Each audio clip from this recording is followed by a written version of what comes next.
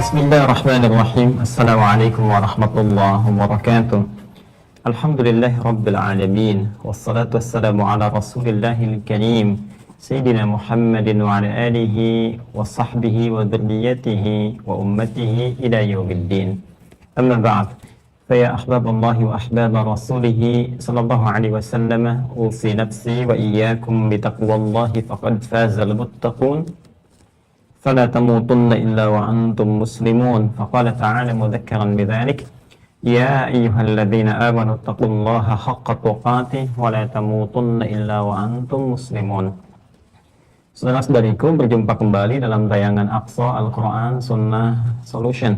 Saat ini kita sudah masuki hari ke-19, pembuka hari ke-19 di bulan Sya'ban 1442 Hijrah, bertepatan dengan masuk ke malam Jumat. Semoga malam hari ini kita semua diberkahi oleh Allah Subhanahu wa taala, dirahmati oleh Allah Subhanahu wa taala, dan diberikan petunjuk untuk memperbaiki alur kehidupan kita sehingga bisa lebih baik, lebih mulia dibandingkan waktu-waktu yang Allah berikan di masa-masa lalu. Dan mudah-mudahan semua itu menyampaikan kita pada titian rahmat Allah Subhanahu wa taala. Teman-teman sekalian, alhamdulillah berjumpa kembali dalam kajian Aqsa untuk topik mengaji Al-Quran. Kita bagi spesial untuk bulan ini, ada beberapa pembahasan. Ya, pekan lalu kita sudah bertanya jawab dari apa yang teman-teman sampaikan kepada kami. Biasanya ada lewat 3 sisi ya. Ada yang langsung saat kita mau live, kemudian teman-teman sampaikan apa yang menjadi topik pembicaraan kita. Lalu di-print oleh teman-teman admin, dibacakan, kita bahas. Yang kedua, terkadang dari keterbatasan waktu kami jawab di sela-sela yang bisa kami tampilkan, lalu direkam dan disampaikan kembali. Atau juga ada yang via email, terkadang saya juga mengambil beberapa kesempatan waktu untuk membaca, kemudian merespon. Dan biasanya kalau ada yang merespon langsung dengan jawaban yang saya berikan di bawahnya tanda pagar dan saya tuliskan UAH, untuk menunjukkan bahwa jawaban itu langsung dari saya, dan saya mengetik, ya saya baca, saya ketik, dan saya kirimkan kembali. Semoga dengan itu setidaknya bisa memberikan satu gambaran dan juga melengkapi hal-hal yang tidak bisa, mohon izin dengan keterbatasan yang saya miliki, tidak bisa sepenuhnya dijawab dalam sesi-sesi yang mempertemukan kita secara langsung. Kemudian ada periode kita membahas keutamaan bulan Sya'ban, khususnya terkait dengan Ramadan. Alhamdulillah telah 1 kali kajian kita sampaikan, dan insya Allah di pekan berikutnya kita akan kembali membahas pokok yang paling inti tentang kurikulum Ramadan, karena pekan depan akan menjadi pekan penutup di bulan Sya'ban ya, dalam sesi kajian kita. Jadi pekan depan sudah tanggal 26 ya Sya'ban, tinggal hitungan hari kita masuki bulan Ramadan. Kalau Masehinya ya sudah tanggal 8 ya, 8 April kurang lebih, sudah masuk kisaran 4 hari ke depannya kita akan mendapati bulan Ramadan. Karena itu kita akan persiapan merumuskan kurikulum-kurikulum apa yang disampaikan dan diisyaratkan oleh Rasulullah SAW untuk kita siapkan menjelang bulan Ramadan, sehingga ada optimalisasi amal saat kita masuk kepada bulan Ramadan. Karena itu pada kesempatan kali ini kita kembali akan mengisi topik kita dengan mengaji Al-Quran, kajian rutin kita. Mudah-mudahan dengan itu memberikan satu petunjuk kebaikan pada kita dengan izin Allah Subhanahu wa taala yang mengiringi aktivitas-aktivitas harian kita. Sebelumnya kita berdoa pada Allah Subhanahu wa taala seperti biasa, semoga Allah memberikan kekuatan pada saudara-saudari kita yang sampai dengan detik ini menjadi hamba Allah namun belum beriman kepada Allah Subhanahu wa taala. Semoga tergerak jiwanya, dikuatkan hatinya untuk mau kemudian membimbing lisannya bersyahadat sebelum wafat dan kembali kepada Allah Subhanahu wa taala. Semoga para pelaku maksiat mendapatkan petunjuk Allah Subhanahu wa taala dan ia berkenan dengan lapang hati mengambil petunjuk itu untuk bertobat, memperbaiki jalan hidupnya sehingga bisa melakukan aktivitas lebih baik dibandingkan hari-hari kelam yang pernah dilalui.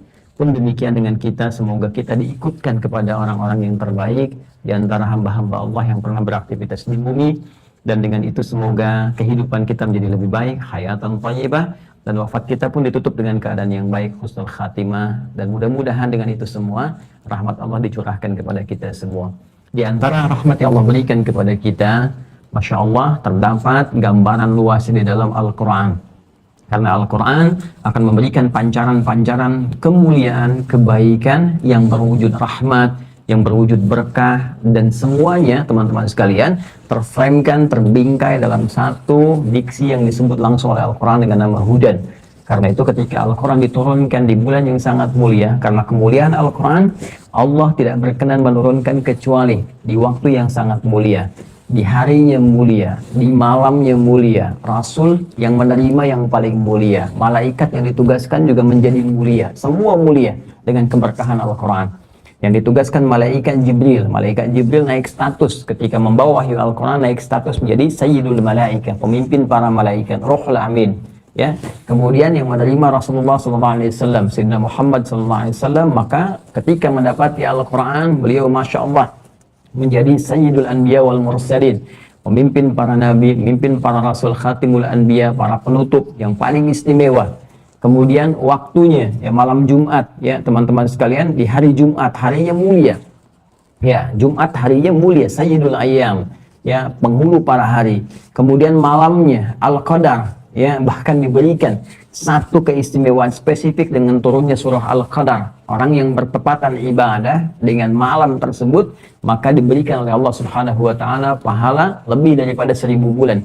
Ya wa ma adraka ma lailatul qadar, lailatul qadri khairum min alfi syahr, lebih daripada 1000 bulan, Masya Allah, gitu kan.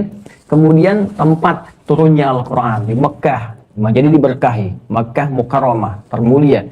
Kemudian Yathrib, ya ketika Nabi hijrah ke Yathrib, Yathrib berubah dengan cahaya keberkahan Al-Quran jadi Al-Madinah, Al-Madinah Al-Munawwarah, semua. Ya, dan semua itu keistimewaan tadi lebih menunjukkan keagungan Al-Quran yang membawa pesan-pesan yang sangat luar biasa, yang kemudian digambarkan oleh Al-Quran dengan bahasa yang sangat singkat, padat, namun memiliki makna yang sangat dalam, yaitu Hudan. Quran surah kedua Al-Baqarah di ayat 185.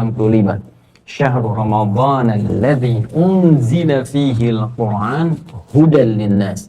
Di bulan Ramadan, dipilih Ramadan ketika turun Al-Quran, maka Ramadan jadi mulia. Ya, di bulan Ramadan yang kalian puasa itu diturunkanlah Al-Quran, yang dengan turunnya Al-Quran ini tujuan utamanya kata Allah hudan linnas. Ya, Quran seluruh firman Allah kemudian diberikan oleh Allah Subhanahu wa taala pada rasulnya untuk disampaikan pada umatnya, berisi pedoman kehidupan, petunjuk-petunjuk kehidupan. Nah, apa pentingnya kemudian kita mengaji Hudan ini? Apa pentingnya kita belajar tentang petunjuk-petunjuk kehidupan ini, teman-teman sekalian? Nah, di antara sekian banyak manfaat-manfaat yang terkristalisasikan pada fungsinya memberikan kemudahan dalam hidup kita. Jadi nggak mungkin kita bisa mengerjakan sesuatu dengan mudah kalau nggak ada petunjuk. Ya, Anda kalau nggak ada petunjuk yang menggunakan handphone, mustahil bisa menggunakan handphone dengan baik. Ya, demikian alat-alat elektronik yang lain. Anda ingin menuju ke satu tempat, kalau nggak ada petunjuk ya bisa tersesat. Ya. Anda ingin melakukan aktivitas apapun dalam kehidupan, bahkan dalam pekerjaan. Anda di kantor ada petunjuknya, ada aturannya, ada tertibnya. Sebagai warga negara ada petunjuknya, ya, ada tertibnya dan sebagainya. Nah, kalau dalam urusan dunia saja, sebagai manusia, ya berinteraksi dalam kehidupan, kita punya petunjuk, maka sebagai hamba Allah, ya dengan tingkat yang lebih tinggi lagi, pasti Allah nggak akan membiarkan kita hidup tanpa petunjuk. Yang dengan petunjuk itu Allah berikan terkena nanti kemudahan. Jadi Hudan itu kalau didapatkan, apa yang kita dapatkan dari situ feedbacknya adalah pertama kali Allah katakan fala khaufun 'alaihim wa lahum yahzanun. Maka kehidupan yang dijalani dengan petunjuk-petunjuk itu akan diliputkan oleh Allah Subhanahu wa taala pertama ketentraman. La khauf, tidak ada kegelisahan. Jadi ketenangan itu penting teman-teman sekalian. Orang yang tenang itu cenderung melahirkan banyak hal kebaikan. Pikiran yang tenang, banyak ide-ide yang keluar. Pekerjaan yang tenang melahirkan hasil yang sangat luar biasa. Ketenangan itu sangat penting. Ya wala yahzan wala hum yahzanun, dan mereka pun selalu senang, tenang dan senang. Jadi mengerjakan sesuatu dengan gembira, dengan nyaman, itu melahirkan satu kenikmatan yang sangat luar biasa. Itu baru pembuka. Belum nanti keberkahan-keberkahan lain, kemuliaan-kemuliaan lain, kebaikan-kebaikan lain yang dikumpulkan dalam satu sabda Rasulullah SAW, dihimpun kemudian oleh Al-Imam Al-Bukhari dalam salah kitabnya. Ya, beliau punya kitab Sahih, ya Sahih Al-Bukhari yang pernah kita banyak uraikan itu. Nanti beliau khususkan namanya kitab Fadailul Quran. Ya, menghimpun tentang keutamaan Al-Quran. ya tentang keutamaan-keutamaan Al-Quran. Di nomor hadis 5027 dari urutan kitab ini, ya dari awal sampai dengan ke kitab Fadailul Quran ini, hadisnya dari Abu Abdurrahman As-Sulami. Jadi Al-Imam Al-Bukhari itu nggak pernah berjumpa dengan Rasulullah karena masanya berbeda. Tapi dalam ilmu hadis nanti ada transmisi riwayat. Jadi diurut sampai ketemu ke Nabi. Dan ini hanya dalam Islam. Ya untuk menunjukkan otentisitas, kebenaran gitu kan. Keilmuan dalam Islam itu sangat dihormati. Apalagi bila menjadi referensi dalam keagamaan. Gak boleh sembarangan. Ya, jadi mesti ada urutan sanad namanya. Jadi apakah benar dipastikan bersumber dari Nabi, kemudian bagaimana kita memastikan kebenarannya, orangnya siapa. Kalaupun bermasalah sekecil apapun itu bisa mendapatkan penurunan status bahkan penolakan. Di Al-Imam Al-Bukhari masanya berbeda dengan Rasulullah SAW, tapi diurut sampai kemudian tersambung informasinya ke Nabi.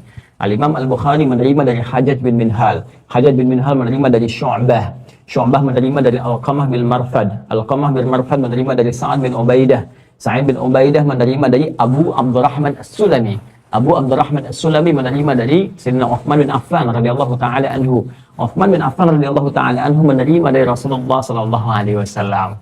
Nah, apa yang disampaikan oleh Rasulullah sallallahu alaihi wasallam? Hadatsana qala Rasulullah sallallahu alaihi wasallam, khairukum man ta'allamal Qur'ana wa 'allamahu. Ya, khairukum man ta'allamal Qur'ana wa 'allamahu. Yang terbaik di antara Anda.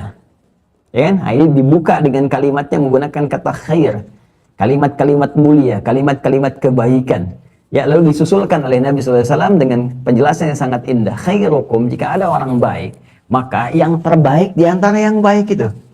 Yang termulia, yang paling istimewa di antara kalian, kata Nabi, man ta'allamal Qur'ana. Siapapun yang mau belajar Al-Quran.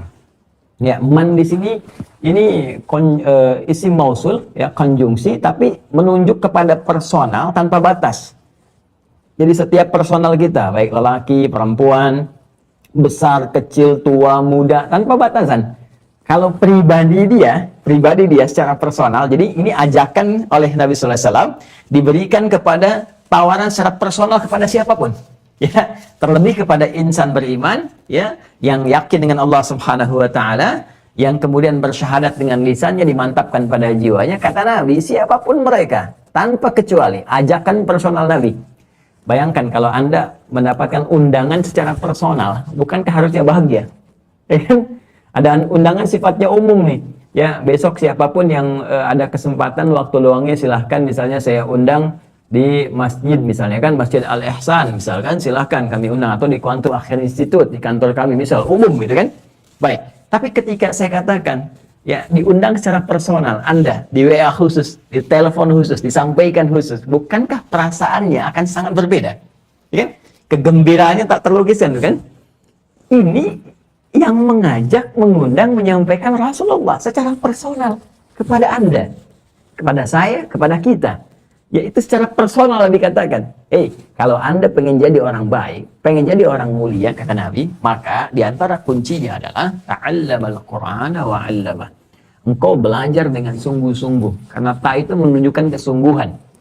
Ya, di ilmu saraf itu salah satunya, kalau wazan menggunakan ta, diantara hikmahnya, diantara maknanya menunjuk pada proses kesungguhan. Ya, kalau di ujungnya sebelum akhir itu ada tasydid, maka menunjukkan pekerjaan dimaksud itu tidak mudah. Kadang ada tantangannya, kadang ada likunya, kadang menguji kesabaran kita, kadang meningkatkan kekuatan kita. Ya, sama kayak kita belajar agama dengan kata tafaqquh.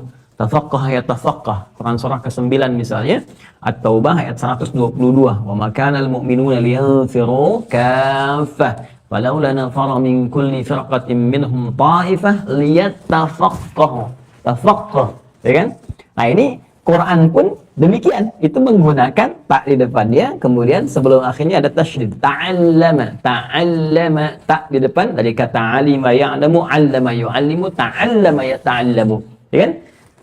Man ta'allamal Qur'ana, yaitu orang-orang yang mau serius, sungguh-sungguh belajar Al-Quran. Ya kan?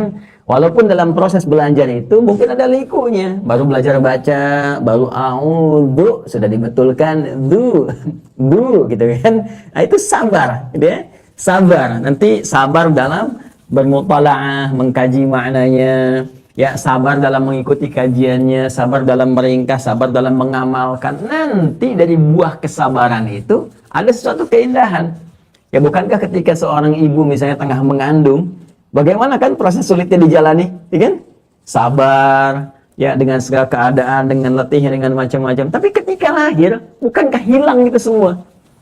Ya, begitu melihat bayinya itu, Masya Allah gitu, seakan-akan itu 9 bulan itu hilang seketika. Itu keindahannya tak terlukiskan. Demikianlah. Ya bagaimana Allah tampilkan kepada kita gambaran-gambaran singkat dalam kehidupan, dan ketika didapatkan indah. Sama dengan Anda bekerja kan, capek, lelah, begini. Tapi kalau dapat gaji kan lupa semua capeknya. Kan? Begitu dapat gajinya, semua capeknya lupa. Itulah kehidupan. Ya. Kalau nggak mau capek ya meninggal, selesai. Setelah itu dapatkan bagian dari pekerjaan kita, dan di akhirat sudah nggak ada ibadah lagi, nggak ada pekerjaan lagi, cuma balasan semuanya, balasan, balasan, balasan. Karena itu mumpung ada kesempatan, nggak apa-apa, capek sedikit. Tarkabunna tabaqan an tabaq, ya. Kamu akan lewati etape-etape kehidupan yang penuh dengan liku dan ujian. Tapi di situ ada keindahan. Ya sama. Belajar Al-Quran, ya butuh kita fokus, butuh kesabaran dan sebagainya. Kemudian setelah kita berhasil mendapati maknanya, paham, wa'allamah, kita ajarkan itu. Ya, baik yang misalnya belajar bacaannya, belajar hukumnya, paham, amalkan. Nah, saat ada pengamalan itu ada keindahan terasakan. Ya, yang mengkaji maknanya amalkan, ya belajar ayat bisnis, praktekkan di bisnis, belajar ayat ilmu, praktekkan di ilmu, demikian seterusnya. Ya, kemudian menghafal juga penuh dengan kesabaran. Begitu Anda dapatkan 30 juznya, Allahu Akbar, ketenangan, kedamaian, ketentraman, kebahagiaan tak terlukiskan. Seakan-akan kita mendapatkan satu benaman dalam jiwa kita yang diliputi oleh semua nilai-nilai kebaikan. Dan itu tak terasakan indahnya. Ya kan? Nah, itulah teman-teman sekalian. Dan puncaknya adalah, kata Nabi, ketika kita sudah melekat nilai-nilai Quran dalam jiwa kita, sudah mendekat kepada Al-Quran, maka Al-Quran itu akan membimbing kita pada seluruh nilai-nilai kebaikan. Itu poinnya. Jadi ini selalu saya berikan parameter ya, kalau kita ngaji dengan para ahli Al-Quran, dalam konteks misalnya yang penghafalkah, pembacakah, atau belajar tafsirkah, selalu garis ini ditekankan. Ya, karena fungsi pertama Al-Quran pada kehidupan kita, di luar konteks memberikan bimbingan-bimbingan tadi, itu merubah perilaku kita menjadi baik. Jadi diarahkannya bimbingan kepada yang baik.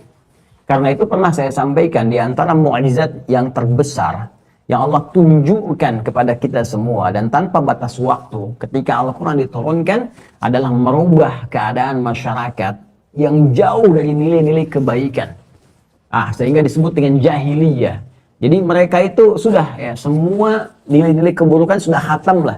Ya, tindakan kriminalitas hatam, hal-hal yang buruk hatam, fahsya dan mungkar hatam, bahkan tak terlukiskan. Anda bisa bayangkan, ya Allah tidak menurunkan misalnya tongkatnya Nabi Musa kepada Nabi Muhammad SAW untuk merubah tatanan sosial kehidupan masyarakat pada saat itu. Kemudian tidak menurunkan mukjizat Nabi Isa alaihissalam atau juga nabi-nabi yang lainnya. Allah turunkan Al-Quran. Dan dengan turunnya Al-Quran, Allahu Akbar, mereka bisa merubah keadaan dirinya dengan izin Allah Subhanahu wa taala, bertransformasi dari jahiliyah menjadi khairu ummah. Khairnya muncul. Ya, ingat kata Nabi tadi. Ya, khairukum. Jadi langsung nanti ada pengakuan dari Allah Subhanahu wa taala atas perubahan mereka dengan turunnya Quran surah ketiga Ali Imran ayat 110. Ya, kuntum khairu ummatin ukhrijat lin-nasi. Ya, ta'muruna bil ma'ruf wa tanhauna 'anil munkar. Ya, kuntum khairu ummah. Kalian ini adalah umat yang terbaik. Bayangkan yang tadinya jahiliyah. Makanya saya sering katakan, di antara hikmah Allah tidak menurunkan Al-Quran di Romawi yang sudah maju luar biasa pada saat itu, superpower itu kan, atau di Persia dalam konteks negara yang sangat luar biasa, dua-duanya, satu punya imperium, dua kekaisaran dan sebagainya. Al-Quran nggak turun di situ. Ya, kalau diturunkan di situ salah satu hikmahnya orang akan berkata, pantas turun di Romawi, sudah maju kok, pantas turun di Persia. Tapi ketika turun di titik nadir tuh, pertengahan, tengah-tengah dunia yang sangat terbelakang pada saat itu, dengan segala tingkat keburukannya bisa merubah mereka. Dan yang paling dahsyat bukan hanya perubahan untuk pribadi, memberikan cahaya pada tata kehidupan dunia. Dan memberikan jalan-jalan kebaikan sampai membuka tabir-tabir kegelapan di Eropa, sampai ke Asia, sampai ke Afrika, sampai menjangkau seluruh lapisan dunia. Sampai dengan kini. Jadi saya ingin katakan orang ngaji Al-Quran pasti muaranya kebaikan, pasti jadi orang baik. Itu yang pertama. Jadi kalau ada misalnya, mohon maaf, penghafal Al-Quran tapi perilakunya nggak baik, pasti ada yang salah dengan cara menghafalnya. Ya, ada yang sudah rajin ngaji, itu pasti akan berubah. Sebab ketika dia bersentuhan dengan Al-Quran, dengan membaca Al-Quran, menghadirkan kalamullah, itu di lisan dia, ditancapkan pada jiwanya. Jadi kalau yang masuk yang baik-baik pada dirinya, pasti akan ada pancaran-pancaran kebaikan di hatinya, dipancarkan pada seluruh elemen tubuhnya. Ya, dia ada pancaran teman-teman sekalian. Itu dahsyatnya Al-Quran. Jadi kalau orang sudah bisa khataman, rajin ngaji, tapi masih lisannya kotor misalnya, ya pikirannya tidak baik, ya pikirannya kotor, tangannya kotor, kakinya kotor dan sebagainya, itu ada yang salah dengan ngajinya. Ada yang keliru, ada yang tidak tepat. Apalagi jika melakukan tindakan-tindakan yang bertentangan langsung dengan Al-Quran, kontraproduktif. Dan itu sangat fatal. Ya, seperti yang terjadi misalnya kasus-kasus belakangan ini, gitu kan? Ada orang meneror, ada orang menggunakan entahlah perangkatnya, apakah itu bom kah, ataukah itu menggunakan senjata kah, atau macam-macam kah. Kemudian membawa di situ misalnya dikait-kaitkan dengan nilai-nilai agama. Apalagi misalnya kalau dikaitkan dengan agama Islam yang sumbernya langsung dari Al-Quran, maka itu mustahil. Mustahil. Ya, tidak ada kaitan sama sekali mutlak antara tindakan-tindakan ekstrim yang tidak dibenarkan oleh syariat kemudian dikaitkan dengan ajaran-ajaran syariat, itu mustahil. Ya, di Al-Quran ini beginilah ya. Jangankan nembak orang, ya, jangankan membuat bom rakitan, mau bom panci, bom kulkas, bom open, bom macam-macam ya. Itu berkata dusta aja, ya, itu sudah dikecam. Wailul lil mukadzibin, celaka bagi pendusta. Itu mencela saja sudah dikecam, dilarang. Ya ayyuhalladzina amanu, hai orang yang punya iman, kalau merasa punya iman, la yasraqu min qaum. Jangan saling mencela kata Allah. Ya, Quran surah 49 itu di ayat yang ke-11, ya. Gosip aja, ya, gosip itu udah nggak boleh. La yaghtab ba'dukum ba'dha, jangan gosip. Jadi Anda bisa bayangkan, bicarakan keburukan orang aja, udah ada rambunya, nggak boleh. Apalagi nembak orang, apalagi bom orang dalam konteks hal yang tidak dibenarkan dalam kehidupan. Ya, bukan konteks pembelaan diri dalam suasana militer, saat diinvasi atau apa. Kemudian ada syariat jihad untuk membela diri, membela keadaan, ya, membela izzah, membela bangsa, membela negara, dengan niat ibadah kepada Allah. Di luar itu konteksnya benar-benar sesuatu yang sangat terlarang. Ya, apalagi teman-teman sekalian, turunnya Al-Quran kemudian satu ayat yang spesifik yang langsung memberikan sesuatu yang sangat dahsyat. Di An-Nisa itu kan kalau kita baca sampai ayat 92-93-nya, itu nggak mustahil lah ada orang beriman yang nekat kemudian melakukan tindakan-tindakan yang mungkin marak dikait-kaitkan sekarang. Ya, wa may yaqtul mu'minan muta'ammida, orang yang sengaja melakukan pembunuhan, berencana, apalagi korbannya nanti ada orang beriman di situ, hati-hati. Ya, fajazauhu jahannam, maka balasannya dia bisa langsung dibalas oleh Allah dengan neraka jahannam. Kalau nggak taubat dia selama hidupnya dan wafat dalam keadaan demikian, neraka jahannam. Ya, fajazauhu jahannam wa ghadiballahu alaihi, Allah murka kepadanya, wa la'anahu, melaknatnya, wa 'addalahu 'adzaban 'azima. Hati-hati, ya, dan memberikan kepadanya janji berlipat siksa di nerakanya. Hati-hati teman-teman sekalian. Ya, sekali lagi, wa may yaqtul mu'minan muta'ammida, siapa yang sengaja merencanakan pembunuhan, apalagi ada korban orang beriman di dalamnya, fajazauhu jahannam, maka tempatnya neraka jahannam, khalidan fiha, dua kekal di dalamnya. Wa ghadiballahu alaihi, Allah murka kepadanya, wa la'anahu, dilaknati oleh Allah, wa 'adalahu 'adzaban 'azima, dan dijanjikan siksa yang berlipat. 5 hal. Apa ada kiranya insan beriman yang berakal yang bercita-cita mendapatkan hukuman-hukuman semacam ini? Mustahil. Ya, karena itu saya katakan penting bagi kita mengaji dengan benar, meluaskan wawasan dengan benar, ya, kemudian mengacu pada keterangan-keterangan dengan benar. Jadi ketika kita mendapati ada orang-orang tertentu misalnya mengajak dengan ajakan-ajakan tertentu, ya, yang menyalahi sunnah syariat, itu bisa langsung kita tolak, ya, kita jauhkan. Makanya jangan sembarangan teman-teman mengikuti sesuatu yang tidak tepat, ya, apalagi tanpa dasar pengetahuan. Ya, sama persis misalnya ada orang-orang yang nitip nggak jelas, itu jangan sampai kita menerima apa adanya. Ya, di Quran surah ke-17 ayat ke-36, wala taqfu ma laisa laka bihi ilm. Ya, jangan sampai engkau ikuti sesuatu yang nggak ada dasar ilmunya. Ya, sekarang bisa banyak terjadi. Saya 11 tahun lalu, 2010, saya bertugas jadi tenaga musliman haji, ya, melayani para duyufur rahman, ya tamu-tamu Allah Subhanahu wa taala itu ketemu dengan salah satu sahabat cerita di sana.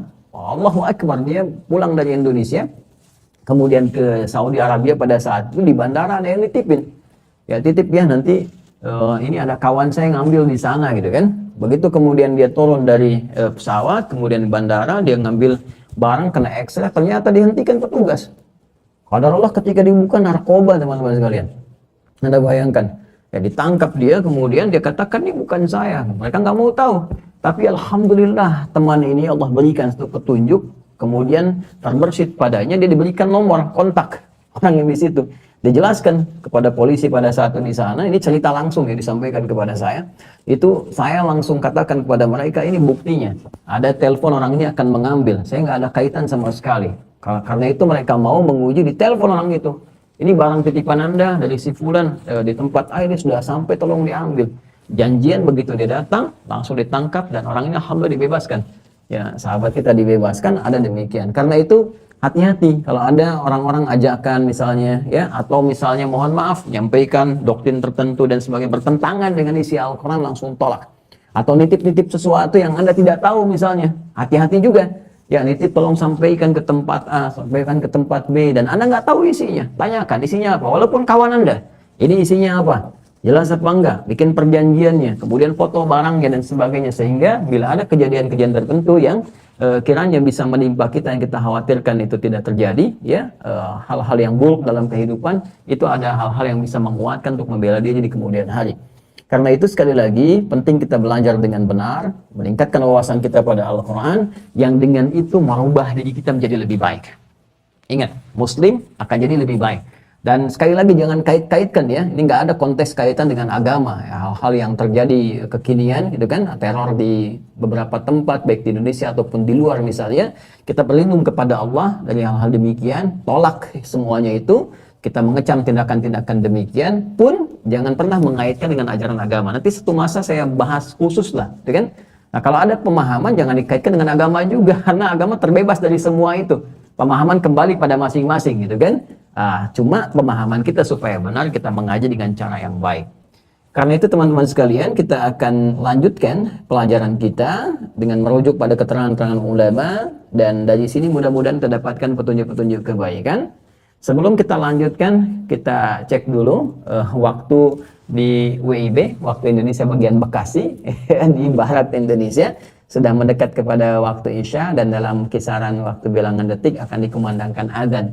Karena itu kita dengarkan adzan terlebih dahulu, menjawab adzan, kemudian jeda sejenak ta'lim kita untuk menunaikan salat Isya berjamaah. Mohon izin kita lanjutkan setelah menunaikan salat Isya berjamaah.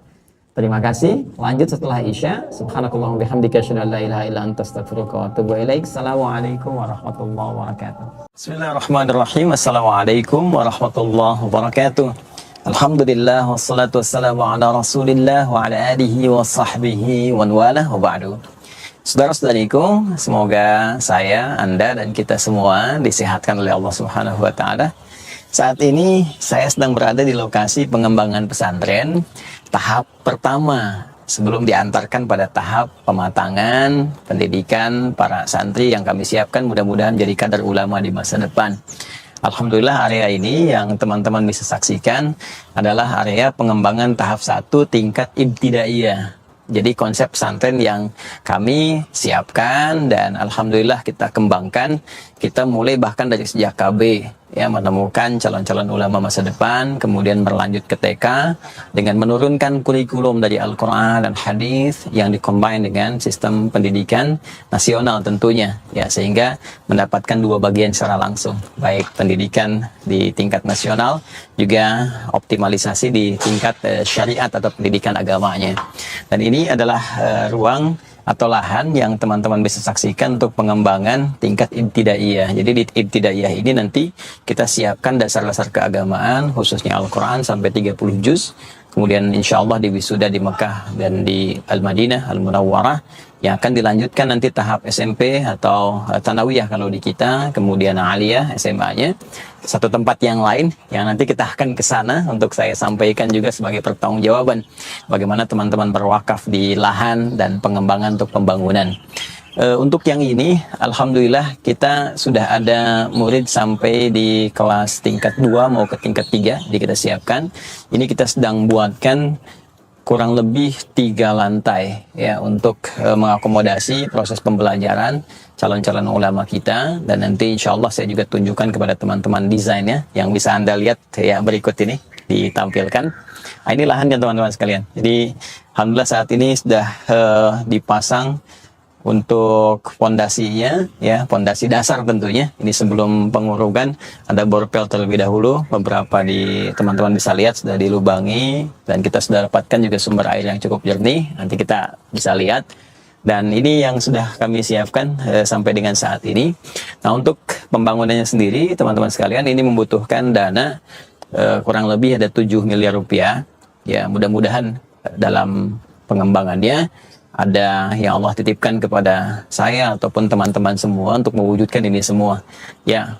Dalam setahun ini kita harapkan bisa selesai. Jadi saya mengajak teman-teman sekalian untuk berinvestasi, berwakaf, sehingga menjadi bagian dari gedung yang bisa menyiapkan kadar-kadar ulama ke depan, dan tentunya spesifik menjadi ahli Al-Quran.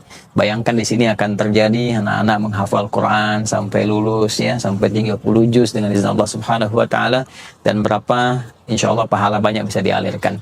Pun demikian bagi saudara-saudariku yang akan menyekolahkan misalnya atau menitipkan anak-anaknya di sekolah kami bernama untuk ibtidaiyahnya ya, AIS, Akhyar International Islamic School. Jadi kelasnya udah internasional karena kita juga bekerja sama dengan kampus-kampus di Timur Tengah untuk kurikulumnya. Ya, ini sudah berjalan dengan Al-Azhar. Kami juga sedang koordinasikan dengan Madinah, dengan Ummul Qura, sehingga anak-anak SD ini itu sudah mendapatkan pendidikan dasar selevel dengan kampus-kampus tadi yang dasarnya ya, dengan izin Allah Subhanahu wa taala. Alhamdulillah, mudah-mudahan berjalan lancar. Sekali lagi saya mengajak teman-teman sekalian untuk membantu menyempurnakan bangunan gedung yang insya Allah tahun depan sudah kita bisa siapkan. Kurang lebih dana yang dibutuhkan 7 miliar rupiah yang mudah-mudahan terkumpul dan bisa maksimal untuk kita bangun gedung, dan tentunya kita akan lanjutkan ke pesantren tingkat SMP dan SMA-nya yang nanti saya akan tunjukkan lahannya ke teman-teman. Dengan izin Allah di tahun ini akan mulai masjid dibangun untuk lahan yang mahad setingkat tsanawiyah atau SMP, dan tentunya kedepannya ada aliyahnya. Demikian teman-teman sekalian, dan satu lagi yang penting diingat bahwa di pesantren yang kami konsep itu dari KB kami siapkan ke TK, Ibtidaiyah, SMP, SMA. Jadi investasinya hanya sampai dengan tingkat aliyah atau SMA di kita. Sedangkan S1, S2, S3 kami siapkan beasiswa sampai selesai doktoral dengan izin Allah Subhanahu wa taala. Semoga Allah berkahi. Terima kasih. Bagi Anda yang berminat untuk berdonasi, Anda bisa sampaikan ke rekening berikut ini. Ya, langsung ke rekening Yayasan Quantum Akhyar Institute, sehingga dengan itu bisa dioptimalkan. Adi Hidayat dari lahan Akhyar International Islamic School. Semoga Allah berkahi. Assalamualaikum warahmatullahi wabarakatuh.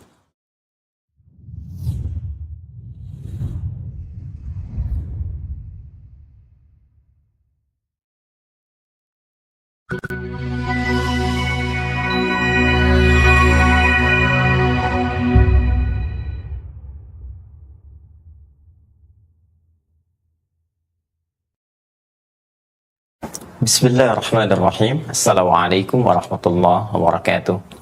Alhamdulillah, wassalatu wassalamu ala rasulillah wa ala alihi wa sahbihi wa man wala wa ba'd. Saudara-saudariku dimanapun Anda berada, alhamdulillah kita masih diberikan kesempatan oleh Allah Subhanahu wa taala untuk beraktivitas dalam kehidupan harian kita. Semoga seluruh aktivitas kita mendapat bimbingan dari Allah Subhanahu wa taala.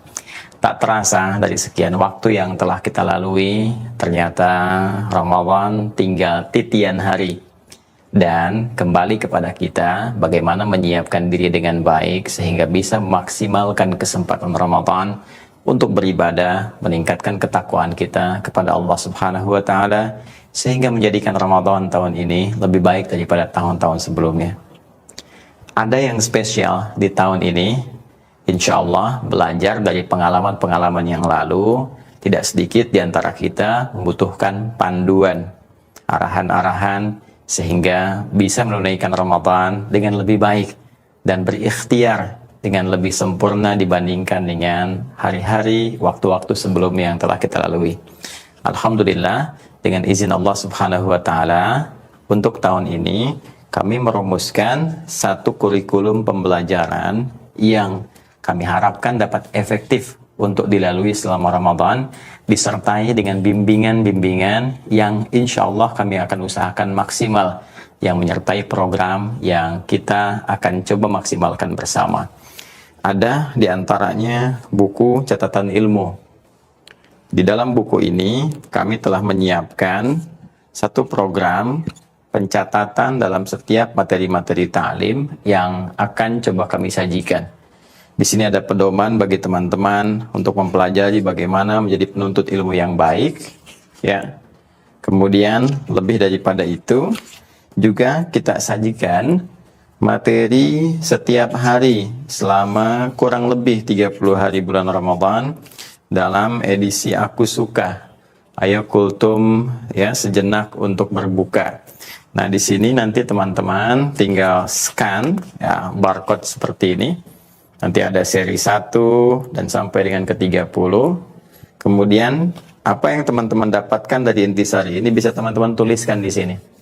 Dicatat sehingga hal-hal barangkali yang bermanfaat bisa teringat dengan lebih baik, atau ada hal-hal yang kurang jelas yang mungkin bisa ditanyakan dalam sesi ta'lim ataupun diskusi yang mungkin insya Allah kita bisa sajikan. Kemudian setelah itu tentunya kita juga sajikan bacaan untuk mendalami, khususnya terkait dengan hikmah, makna-makna ayat Al-Quran yang menyulam ayat-ayat puasa.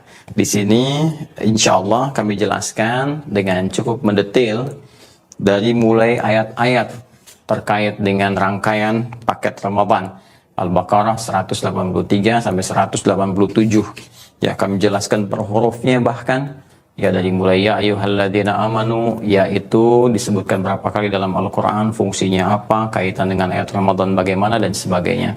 Ini bisa menjadi bahan bacaan yang mengisi hari-hari, selain tadi catatan-catatan yang telah disiapkan.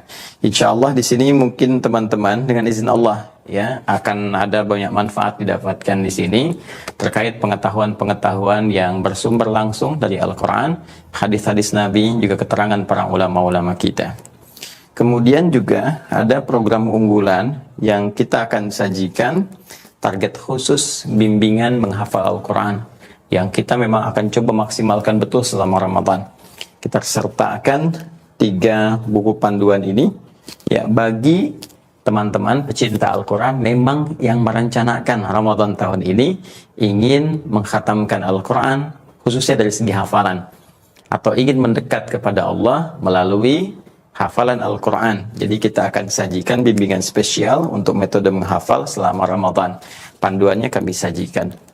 Nah, di 5 buku ini kami sajikan dalam satu paket ya. Ini kami gratiskan yang 3 ini ya sebagai nanti pelengkap ya dari program kita. Sementara yang 2 ini mohon kiranya teman-teman bisa berinfak ya, setidaknya nanti untuk membantu kita juga bagi cetakan-cetakan buku berikutnya. Ini akan disajikan di UAH Corner seperti ini ya. Nanti juga ada flyernya kami buat ya seperti ini. Nanti akan ditampilkan di IG dan platform media sosial kami.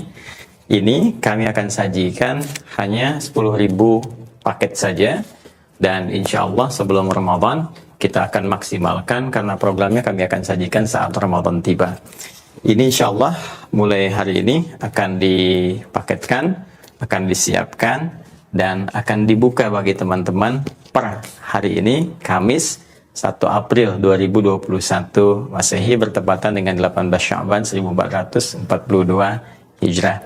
Semoga Ramadan tahun ini lebih baik daripada sebelumnya, dan semoga kita dibimbing Allah untuk meningkatkan ibadah dan takwa kita hanya kepada Allah Subhanahu wa taala.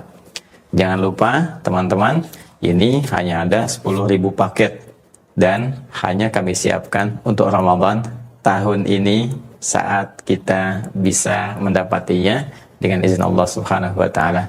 Adi Hidayat. Assalamualaikum warahmatullahi wabarakatuh.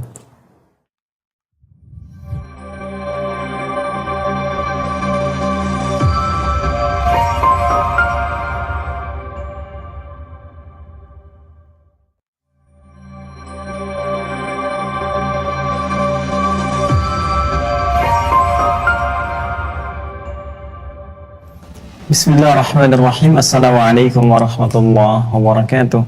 Alhamdulillahi wa kafa, wassalatu wassalamu ala rasulillahil mustafa wa ala alihi wa sahbihi wa man wafa, wa ba'd. Saudara-saudariku, terhubung kembali lewat tayangan Al-Hidayat Official dalam kajian Aqsa Al-Quran Sunnah Solution. Alhamdulillah, kami dari Bekasi, waktu Indonesia bagian Barat, telah menunaikan sholat Isya berjamaah. Dan tentunya kita bermohon pada Allah Subhanahu wa Ta'ala, semoga seluruh sholat yang telah kita tunaikan berkenan diterima oleh Allah Subhanahu wa Ta'ala. Mohon izin mengingatkan bagi teman-teman yang terhubung lewat saluran ini, baik di Indonesia, terlebih di mancanegara, dan sudah mendekati waktu sholatnya sesuai dengan wilayah masing-masing. Mohon izin, siapkan sholat, tunda sejenak tayangan kita, tunaikan sholat dengan baik, kemudian silahkan mohon untuk bisa mendoakan kami semua supaya Allah berkenan mengampuni dosa-dosa kami dan kita semua, dan silahkan bergabung kembali.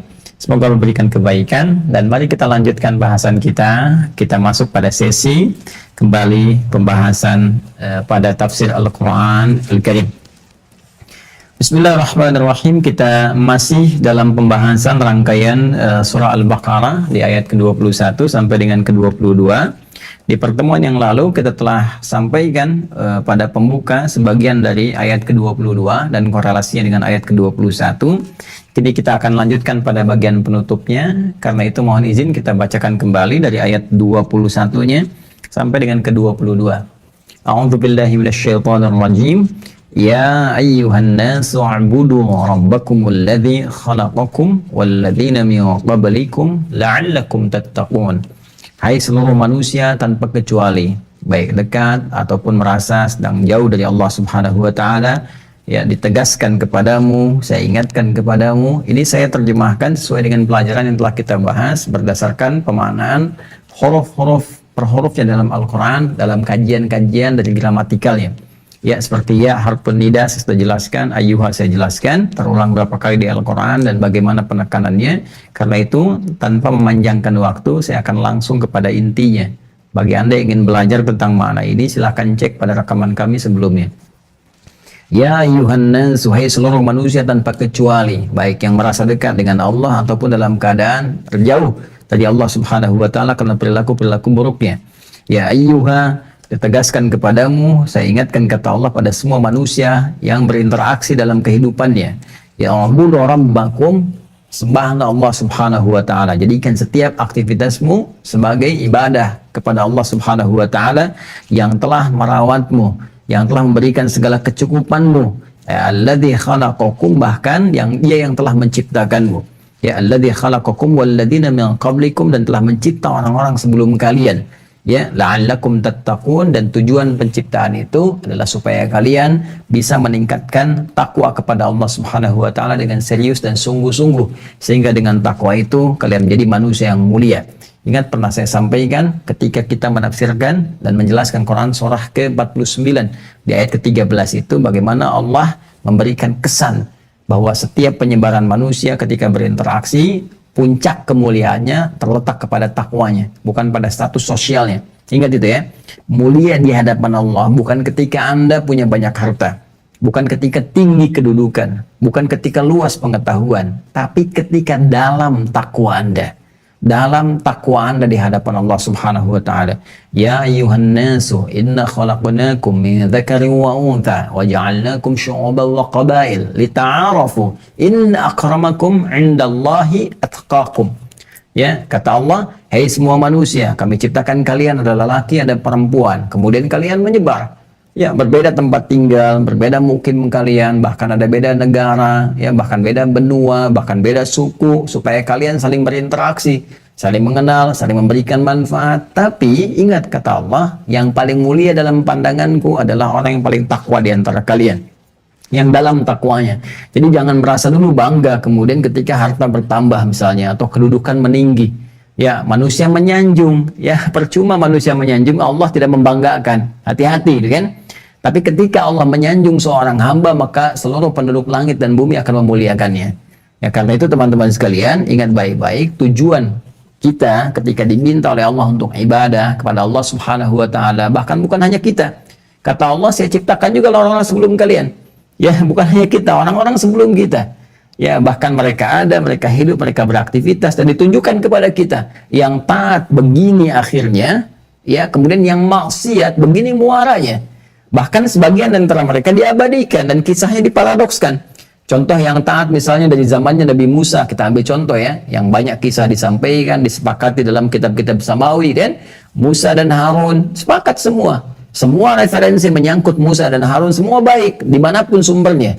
Ya, baik Nabi, ya, Musa Rasul, Harun Nabi, gitu kan. Dalam konteks keadaan demikian mereka mulia sampai kepada kita. Bahkan banyak orang-orang dinamai tafaul dengan nama keduanya. Ya, dan saat yang bersamaan disampaikan kepada kita tipikal orang yang maksiat. Walladzina min qablikum, orang-orang sebelum kita. Firaun misalnya, Qarun. Ya, sezaman itu Firaun dengan Qarun. Ini yang merasa disanjung dengan kedudukan, Firaun merasa disanjung dengan harta, Qarun.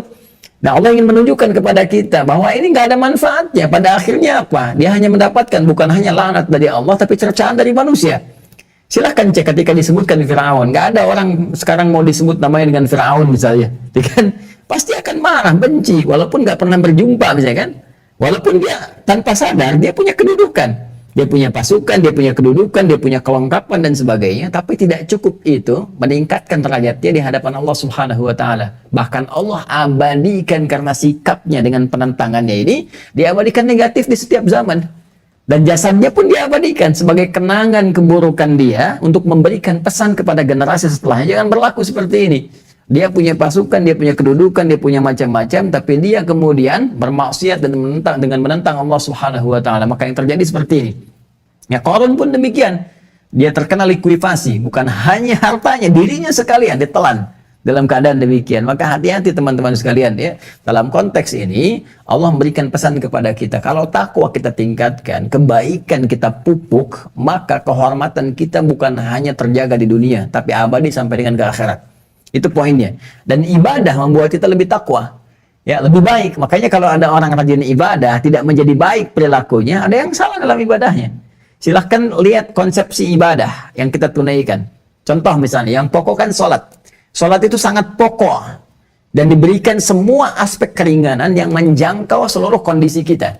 Makanya silahkan Anda cek. Dalam berdiri, kalaupun tak mampu duduk berbaring. Berbaring misalnya, dalam sulit pun berbaring, bergerak dengan isyarat mata, tak bisa berkedip untuk mengisyaratkan, ya disolatkan, itu kan. Nah, dalam kondisi ini, itu sholat pun ketika diperintahkan yang paling pokok, tujuan utamanya membentuk kepribadian yang mulia. Buka Quran surah ke-29 misalnya, Al-Ankabut, di ayat ke-45. Utslu ma uhiya ilaika minal kitab wa aqimis shalah. Apa tujuan sholat? Innas sholata tanha 'anil fahsya'i wal munkar. Ya, tujuan utama sholat membentuk karakteristik pribadi yang baik. Orang sholat pasti baik. Dan baik lawannya buruk. Sedangkan sumber keburukan itu jenisnya cuma dua. Kalau bukan fahsya, itu mungkar. Fahsya dan mungkar bersumber dari mana? Bersumber dari waswas setan. Diberikan kemana? Ke nafsu. Nafsu memerintahkan pada bagian tubuh kita untuk berbuat fahsya. Ya, ataupun mungkar. Baik yang bersumber dari syahwat itu disebut dengan fahsya. Ataupun dari nafsu perut dan akal disebut dengan apa? Mungkar. Yang pernah sering kita bahas di sini. Jadi, saya ingin katakan bahwa yang pertama Allah Subhanahu wa taala mengingatkan pada seluruh manusia seperti kita bahas di pertemuan lalu untuk mengembalikan ya fitrah mereka, keadaan mereka, aktivitas mereka kepada fitrah yang sesungguhnya, yang sebenarnya saat mulai mereka tercipta sampai beraktivitas di bumi, yaitu untuk mengesahkan Allah Subhanahu wa taala, untuk menjadikan semua aktivitas kita sebagai ibadah karena Allah, untuk bekal pulang. Ya, menuju tempat abadi, kembali kepada Allah. Karena ini tempat beraktivitas saja dunia, pada akhirnya kembali, semua akan pulang. Dan bekal yang paling utama untuk itu, dan menjadi tujuan dari kehidupan kita adalah takwa. La'allakum tattaqun. Ya, dan nanti semua ibadah kaitannya ke situ, termasuk nanti Ramadan kita akan puasa, tujuan utamanya sama ya, takwa juga. Silahkan cek Al-Baqarah ayat 183. Ya ayyuhalladzina amanu kutiba alaikumus syiyam kama kutiba alal ladzina min qablikum la'allakum tattaqun. Jelas ya? Ya, haji nanti setelah puasa, ya jeda Idul Fitr, persiapan itu nanti ya, Dzulqa'dah persiapan haji. Haji umrah itu bekal utamanya takwa juga. Buka Al-Baqarah Quran surah kedua nanti ayat 197. Ya, jelas wa tazawwadu fa inna khairaz zadi taqwa. Berbekal kamu saat akan haji, saat akan berangkat. Bekal utama yang harus kamu bawa adalah takwa. Takwa utamanya. Jadi semua mengerucut pada frame takwa. Ya, karena itu teman-teman sekalian, kembali ke sini, yang penting kita ingat adalah bahwa Allah menegaskan, saya Tuhan, saya mencipta kamu, saya merawat kamu. Rabb itu merawat, memerhatikan, berikan kebutuhan, sifat rububiyahnya yang sangat sempurna. Bahkan kalau kamu belum sadar, kata Allah, dengan semua itu, saya menciptakan kamu. Ya, saya menciptakan kamu. Maka kamu tidak kembali kepada saya, nggak ingat saya, memutuskan hubungan dan sebagainya. Nanti kita akan lihat di ayat ke-22-nya sebagai penegasan. Ya kan? Jadi Allah menunjukkan rahmatnya dulu yang merawat kita, ya kan, memberikan kebutuhan, memberikan segala kecukupan dan sebagainya. Kemudian yang kedua, menekankan saya yang menciptakan engkau.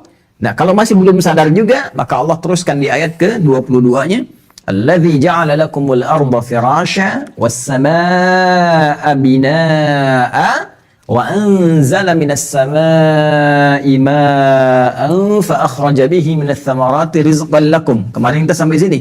Ya, maka Allah kemudian menyebutkan nikmat sekitaran kita. Jadi dari mulai diri kita yang dirawat oleh Allah Subhanahu wa taala, belum sadar Allah tegaskan, aku yang mencipta engkau. Belum kenal juga. Kalau belum kenal juga, belum nampak pada dirimu, ya, bukti penciptaan Allah. Jadi kan Allah tuh menguatkannya begini, kata Allah, ya, kenapa kamu harus menuhankan aku, menyembah aku? Kata Allah, hei, aku yang memberikan segala kecukupanmu. Kamu hidup, ya, kamu mohon maaf sakit disembuhkan, kan? Butuh sesuatu diberikan oleh Allah. Belum sadar, kalau belum terasa juga, lihat dirimu sendiri, kok bisa ada di dunia, kata Allah. Ya, Alladzi khalaqakum. Ya, dia yang menciptakan engkau, sehingga dengan itu engkau ada. Jadi kalau engkau belum sadar dengan nikmat Allah, engkau sehat misalnya, engkau cukup makan, engkau cukup istirahat, belum sadar dengan semua itu, lihat dirimu, kata Allah. Unzur ila nafsik. Ya, kok tiba-tiba engkau ada, kau bisa bicara, kau bisa beraktivitas. Dari mana tiba-tiba engkau ada? Siapa yang merawatmu, menciptakan engkau? Ya, tiba-tiba berproses, ada dan sebagainya, ada rohnya, beraktivitas, berkembang, bisa berpikir dan sebagainya. Ya, kalau engkau merasa itu buatan-buatan makhluk, coba cek sekitaranmu. Nggak akan ada yang mungkin menciptakan yang semisal ciptaan Allah Subhanahu wa taala. Karena yang Khalik pencipta hanya Allah Subhanahu wa taala. Ya, kalau belum sadar juga dengan dirimu, nggak bisa lihat pada diri sendiri, lihat sekitaran engkau. Ya. Alladzi ja'ala lakumul arda firasya. Ini yang ada di bumi semua terlihat. Siapa yang menciptakan segalanya? Ya, kok bisa gitu ada daratan, kok bisa ada lautan? Siapa yang merawat keseimbangannya? Kok tiba-tiba air laut nggak meluap keseluruhannya, menelan dunia misalnya, dengan daratan-daratan kena semuanya? Ya, siapa yang bisa membentangkan semua keindahan di alam lautan? Ada ikan-ikan dengan segala ragamnya. Ya, ada fauna yang nampak di daratan dengan segala keindahannya. Siapa yang menciptakan semua itu? Ya, belum sadar juga, lihat ke langit.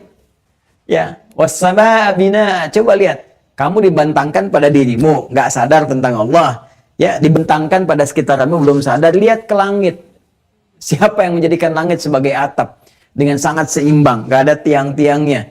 Bagaimana awannya diatur dengan sempurna, bagaimana cuaca diatur dengan sempurna, bintang gemintang terlihat indah di malam hari, gitu kan? Rembulan, siangnya ada mentari menyinari keadaan kita, keseimbangan semuanya, semua teratur. Siapa yang merawat ini semua? Ya. Bahkan yang paling dahsyat, bagaimana perpaduan antara langit dengan bumi membuat chemistry kehidupan kita menjadi indah. Turun air dari langit, ya, menggemburkan tanah-tanaman, ya, tanah-tanahan sehingga menumbuhkan tanaman yang bisa kita konsumsi. Belum sadar juga, ya kan? Belum sadar juga. Nah, kalau sudah sadar dengan semua itu, semua hanya Allah yang bisa ciptakan. Jadi Anda diminta untuk berpikir.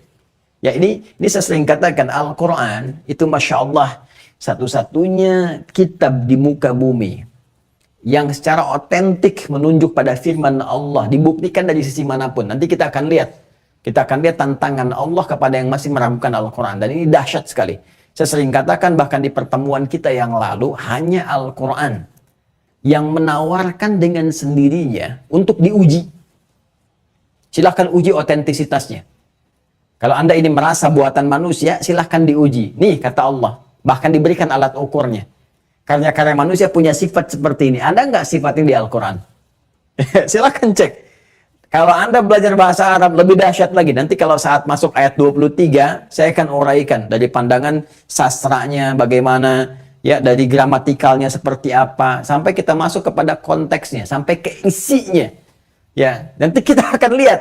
Ya, kalau Al-Quran katakan bahasa Arab, kita lihat bagaimana orang Arab paling fasih kemudian mereka ya, menyampaikan kata-katanya, menata kemudian kalimat-kalimatnya. Apakah kemudian sama kalimat itu dengan kalimat yang sampai di Al-Quran? Kita akan lihat. Ya, apakah boleh dibaca misalnya langgam-langgam dalam sastra Arab bisa dibacakan kepada Al-Quran? Kita akan lihat. Ya, bagaimana kaidah nahwinya, bagaimana kaidah sarfinya, nahwu, saraf, balaghah dan sebagainya sampai kepada isinya. Kalau Anda belum sepakat di gramatikalnya, cek di isinya. Dan disitulah dahsyatnya Al-Quran menantang kita semua.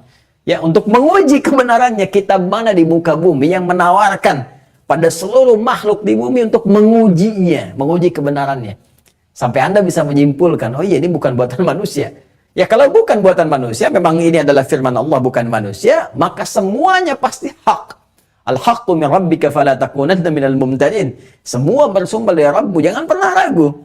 Karena itu ketika Anda sudah menyadari, dan Anda akan menyadari betul, nggak ada yang bisa mencipta matahari. Siapa yang bisa mencipta matahari? Satu aja. Kita beri contoh satu. Di antara sekian banyak makhluk yang telah Allah ciptakan. Untuk membuktikan keesaannya. Ingat loh. Makanya Nabi Ibrahim kan belajar di surat Al-An'am itu kan. Begitu melihat mentari, ini lebih besar. Tapi kemudian hilang. Begitu lihat rembulan, ini indah tapi hilang. Lihat gemintang, ini banyak tapi hilang. Ya, sampai menyimpulkan dengan kecerdasan nalar kita diajak oleh Allah, ya, diajak, dikhitab, jadi diskusikan dengan nalar kita. Ada diskursus di sini, dibangun oleh Allah, gunakan logikamu, aku beri akal engkau untuk berpikir. Coba pikirkan aja, siapa yang menciptakan mentari? Ada nggak makhluk yang bisa cipta? Itu baru satu. Jadi kalau dengan mentari Anda belum yakin, rembulan belum yakin, gemintang belum yakin, fauna belum yakin, berapa banyak lagi makhluk yang harus Allah ciptakan untuk membuktikan Allah Tuhan yang hak. Sampai dirimu pun dicipta untuk membuktikan keesaan Allah, keberadaan Allah. Dan engkau berani mengatakan nggak ada Tuhan tuh, engkau siapa Joni? Nah, itu penting sekali. Makanya saya sering katakan yang paling aneh itu yang mengaku ateis itu paling aneh gitu. Ya, paling aneh. Ya, karena dia nggak bisa membuktikan keadaan dirinya sendiri. Dari yang tidak ada menjadi ada. Siapa yang bisa membuktikan keadaannya?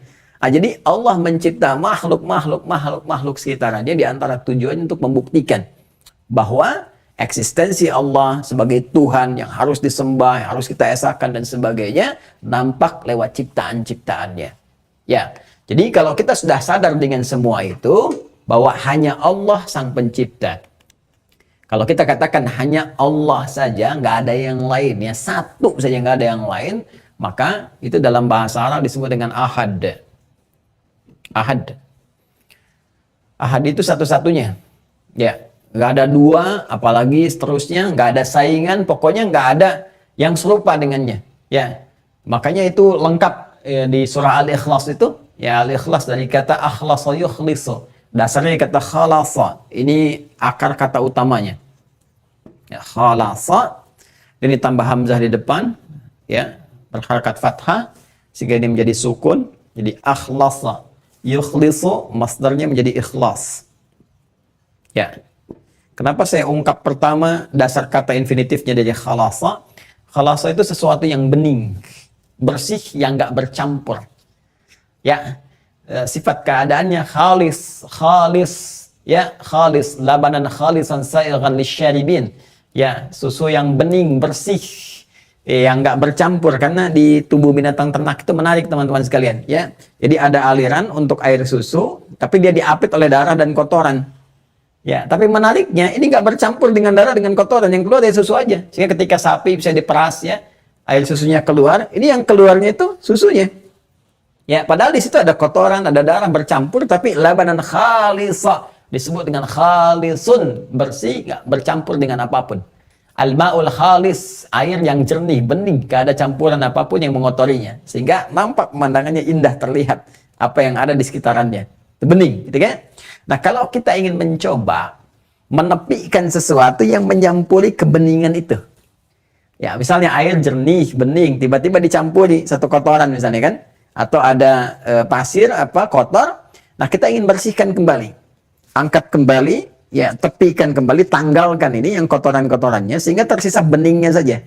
Maka dalam bahasa Arab itu di ilmu sharaf nanti bisa tambahkan hamzah di awalnya untuk makna lil izalah, ya lil izalah, untuk menepikan sesuatu, Ya, menanggalkan sesuatu. Nanti tambahkan hamzah berharakat fathah. Akhlasa. Upaya untuk menanggalkan sesuatu yang mengotori, sehingga yang hilang-hilang, yang ada-ada mengotori ini bercampur dihilangkan. Yang dicampurkan di situ, yang menyatu dihilangkan, sehingga tersisa yang khalisnya saja, yang beningnya saja. Ya kan? Nah, sifat keadaannya disebut dengan ikhlas. Tinggal ganti harakat fathah jadi hamzah dengan harakatnya kasrah begini. Ya, turunkan ke bawah. Maka turun surah Al-Ikhlas, surah ke-112, ingin menunjukkan tentang sifat-sifat Allah yang harus ya ditanggalkan segala hal yang menyampurinya. Jadi nggak boleh ada yang bercampur, ditanggalkan, tanggalkan, sehingga dengan menanggalkan itu semua hanya sifat Allah lah yang bening, yang bisa kita rasakan, yang bisa kita lihat dan layak kemudian disandangkan kepada Allah Subhanahu wa taala. Maka yang tak layak beningkan, tanggalkan, hilangkan.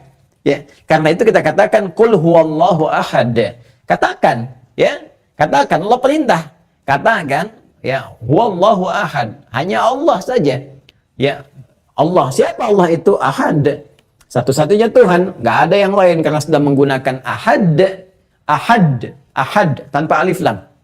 Ya, kalau ada alif lam nanti seperti yaumul ahad, ya, diserap ke dalam bahasa Indonesia alif lamnya hilang. Kadang-kadang demikian. Ya, seperti Muharram misalnya, itu kan ada alif lamnya, Al-Muharram. Tapi kadang-kadang kita hilangkan diserap ke dalam bahasa Indonesia menjadi Muharram, padahal asalnya Al-Muharram. Ya, kalau hari itu pakai alif lam, Yaumul Ahad, Al-Ahad. Ya, kalau sudah menggunakan alif lam nanti bisa beda makna. Kalau sudah pakai alif lam nanti ada yang selanjutnya, Al-Ahad, Al-Itsnain, Ats-Tsulatsa. Ya, ini yang pertama, yang kedua, yang ketiga, yang keempat.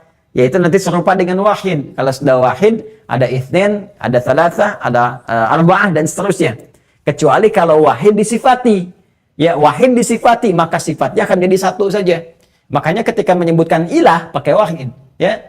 Ya, wa ilahukum ilahu wahid. Ya, wa ilahukum ilahu wahid. Ya, Quran surah kedua misalnya 163, wa ilahukum ilahu wahid. Jadi menggunakan ilah disifati dengan wahid.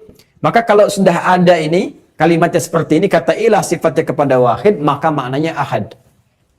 Ya, kalau ini dihilangkan, maka kembali ke sini. Kalimat wahidnya berubah jadi ahad. Kalau sudah menggunakan kata ahad, maka nggak ada dua, nggak ada penyerta, nggak ada apapun di sini. Karena itu semua sifat-sifat yang tidak layak disandang oleh Allah harus ditepikan.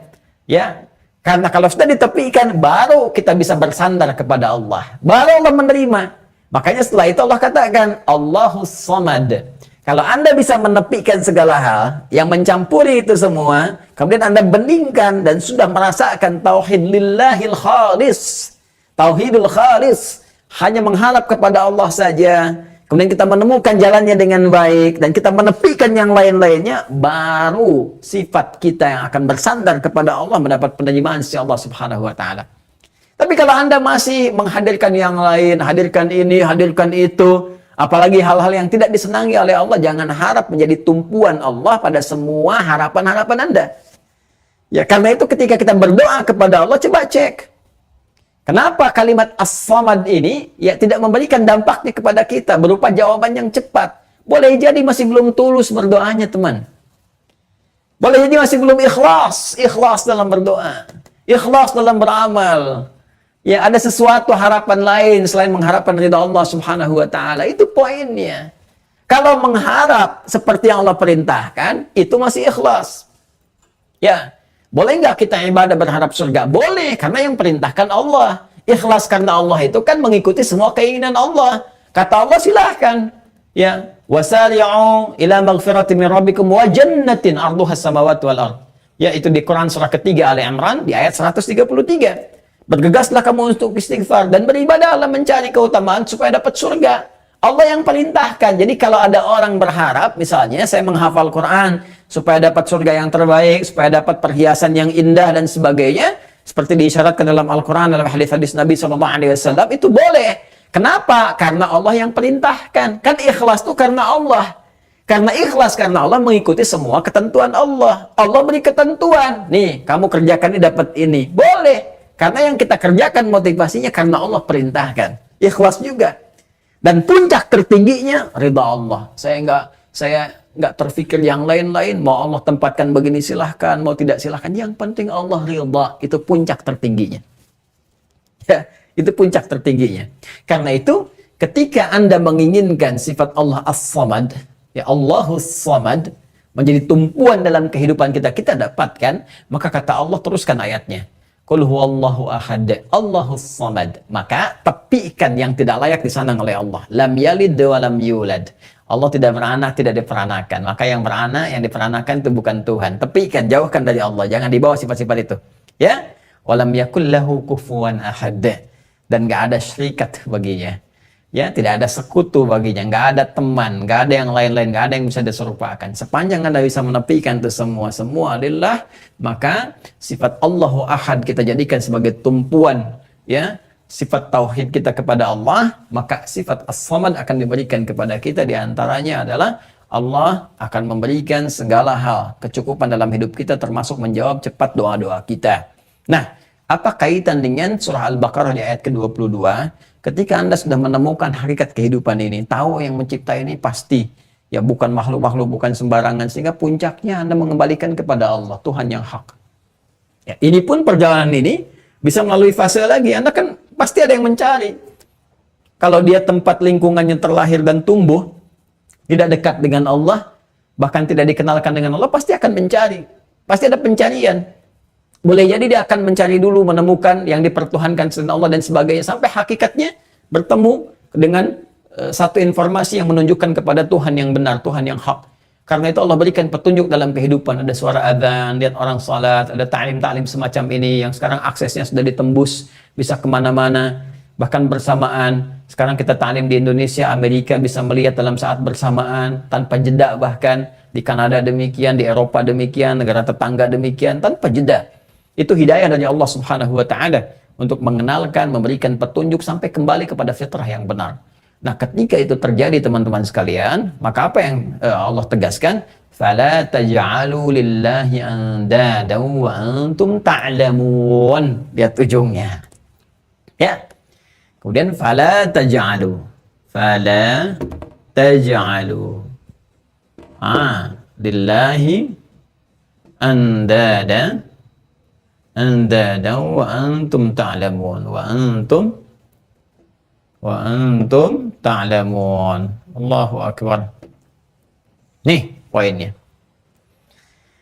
Saya baca dari sini dulu ya. Nah, kalian sudah tahu kata Allah itu. Wa antum ta'lamun, dan kalian sudah tahu Tuhan yang sesungguhnya Allah. Ya, bahkan di sini saya sering katakan kembali ya.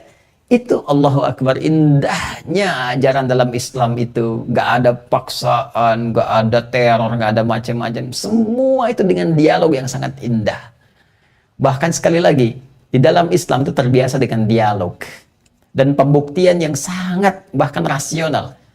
Ya, bahkan Allah sampai memberikan turunan dalam Al-Quran. Silahkan buktikan dengan logikamu. Untuk membuktikan Allah itu Tuhan, dikasih oleh Allah gambaran logikanya. Yang pernah kita bahas dulu. Kalau kamu masih meragukan Allah sebagai Tuhan, sekarang keluarkan pemahamannya. Siapa yang disebut dengan Tuhan itu? Bagaimana cirinya? Bagaimana ukurannya? Parameternya seperti apa? Sampai kita bisa menemukan Tuhan yang benar. Bahkan dibimbing akal kita untuk menunjukkan itu. Ya, itu nggak ada di muka bumi ini yang ajarannya, keyakinannya, itu bahkan mengajak kita untuk membuktikannya. Ya, jadi Allah pun tidak menginginkan sekedar Anda katakan Allah Tuhan. Kata Allah harus punya ilmu. Ya, Quran surah 47 ayat 19 itu, fa'lam annahu la ilaha illallah. Fa'lam, maka mesti punya ilmu. Mesti punya ilmu. Ya, untuk menetapkan supaya yakin kita, supaya kuat tauhid kita, kuat akidah kita, harus punya ilmu. Maka di situ Allah bandingkan. Nih, sifat Tuhan tuh mesti begini dan sangat logis. Ya, saya beri contoh misal yang paling dasar, sifat Khalik, sifat Allah, sifat Tuhan itu harus beda dengan makhluk. Yang paling dasar. Ya, paling dasar. Jadi nggak boleh yang disandang oleh Tuhan, ya, itu sama dengan makhluk, itu nggak boleh. Kalau sama, apa faedahnya Tuhan? Maka setiap makhluk bisa jadi Tuhan. Gampang kan logikanya? Diterima dengan akal kita kan? Dengan pikiran kita. Setiap sifat-sifat Tuhan yang melekat pada Tuhan tidak boleh sama dengan makhluk. Ya, jadi kalau ada sifat-sifat makhluk nggak boleh melekat kepada Tuhan. Kalau ada berarti sama, dan setiap makhluk berpotensi jadi Tuhan nantinya. Ya, nanti contohnya ada di Al-Quran tuh indah sekali. Terus setelah itu dikasih contoh. Ya, contoh misalnya ini makhluk berpasangan, Tuhan nggak boleh pasangan. Ya, makhluk melahirkan, dilahirkan, Tuhan nggak boleh melahirkan, nggak boleh dilahirkan. Kalau Tuhan melahirkan, Tuhan dilahirkan, maka ada sifat yang sama dengan makhluk, maka berpotensi setiap makhluk jadi Tuhan. Itu masalahnya. Ya, ini indah sekali teman-teman sekalian, uraian-uraian demikian.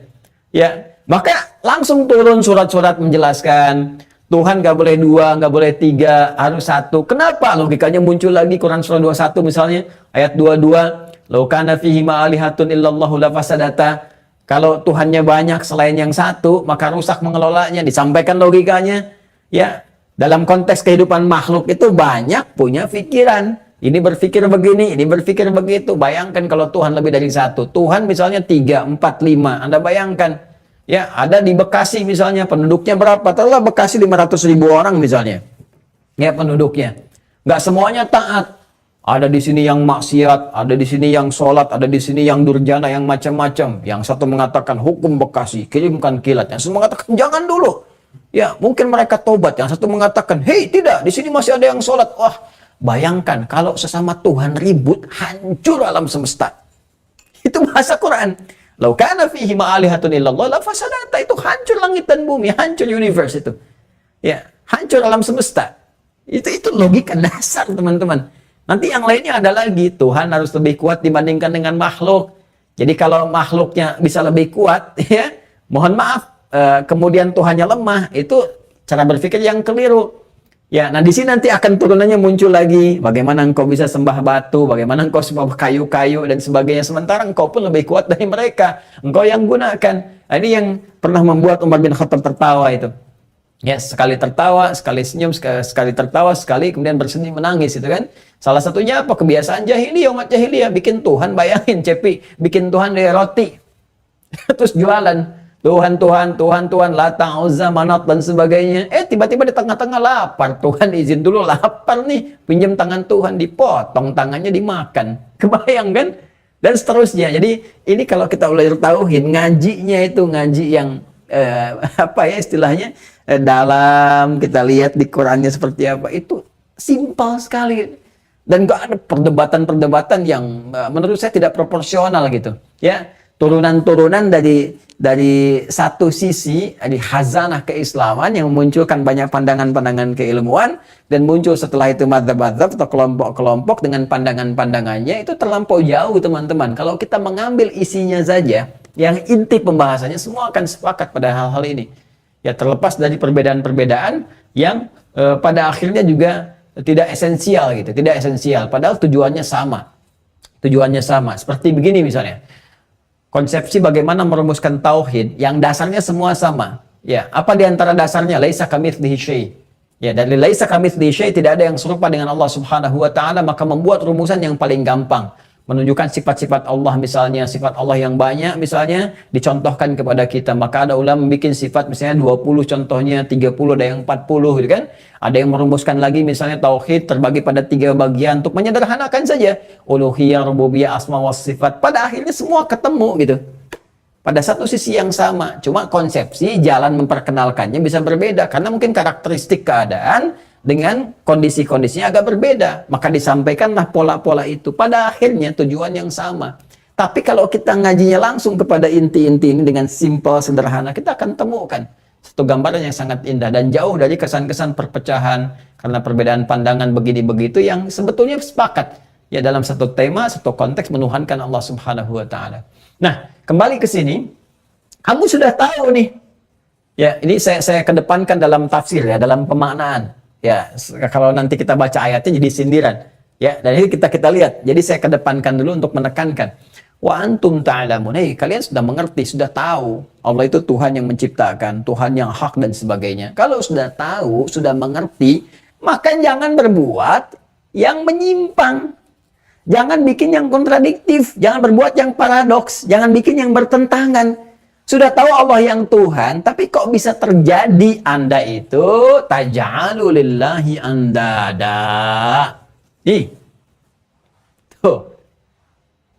Kalau Anda sudah tahu Tuhannya Allah, sudah tahu yang esa Allah, Tuhan yang hak itu Allah, kita pakai ilmu nahunya. Harfu atfin rabitin baina syai'aini bila hudud. Ya, paham? Tidak. Fa harfu atfin huruf ataf. Ataf itu yang menyambungkan dua peristiwa dengan cepat tanpa jeda. Atfin rabitin baina syai'aini bila hudud. Menyambungkan sesuatu cepat tanpa jeda. Nanti ada fa, ada wa, ada thumma, dan seterusnya. Kita bahas fa dulu di sini. Fa, ya, bukan pak. Fa. Jadi bukan pak, fa. Konon orang Sunda nggak bisa bilang fa. Nah, itu fitnah. Hati-hati tuh. Ya, pakai fa. Fala taj'alu. Jadi ada dua peristiwa ingin disambungkan tanpa jeda. Maka dalam ilmu nahwu itu bisa menggunakan huruf fa. Yang pertama peristiwanya apa? Peristiwanya kita sudah tahu. Allah itu Tuhan. Ya, dari segala pencarian kita dan sebagainya kita menemukan penelitian, oh ya Allah yang Tuhan. Nah, kalau sudah ada maka cepat fa tanpa jeda. Jangan pernah duakan Allah. Fa la, jangan pernah. Taj'alu, kalian jadikan lillahi, bagi Allah, andada. Ya, keserupaan, syarikat. Ya, atau bahkan partner, atau secara singkatnya yang lain-lain selain Allah dipertuhankan. Maka kalau kita ingin terjemahkan dengan cepat, kalau sudah tahu Allah Tuhan, maka jangan sekali-kali menuhankan selain Allah.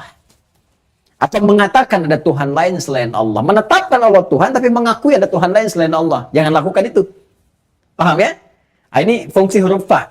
Nanti misal begini, dalam prakteknya, Quran surah ketiga, Ali Imran, di ayat 38-39. Itu kan Nabi Zakaria berdoa, mohon kepada Allah supaya punya keturunan. Karena manusia memvonis gak akan mungkin punya keturunan.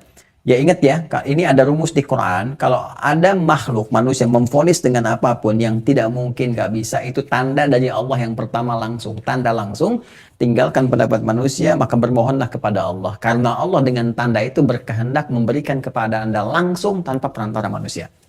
Ya ya? Maka Nabi Zakaria kemudian ketika divonis gak akan mungkin punya keturunan, gak akan gini, gak akan gitu, maka beliau langsung bermohon kepada Allah.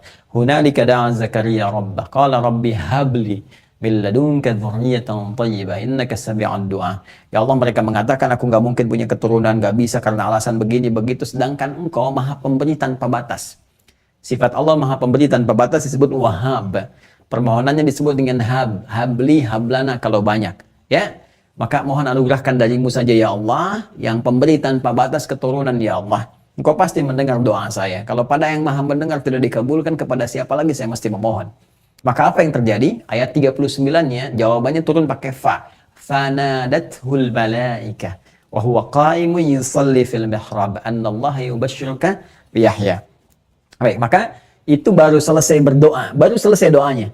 Ya, belum selesai sholatnya, karena beliau sedang sholat waktu itu, belum selesai sholatnya, belum tuntas, baru selesai berdoa, langsung turun jawaban.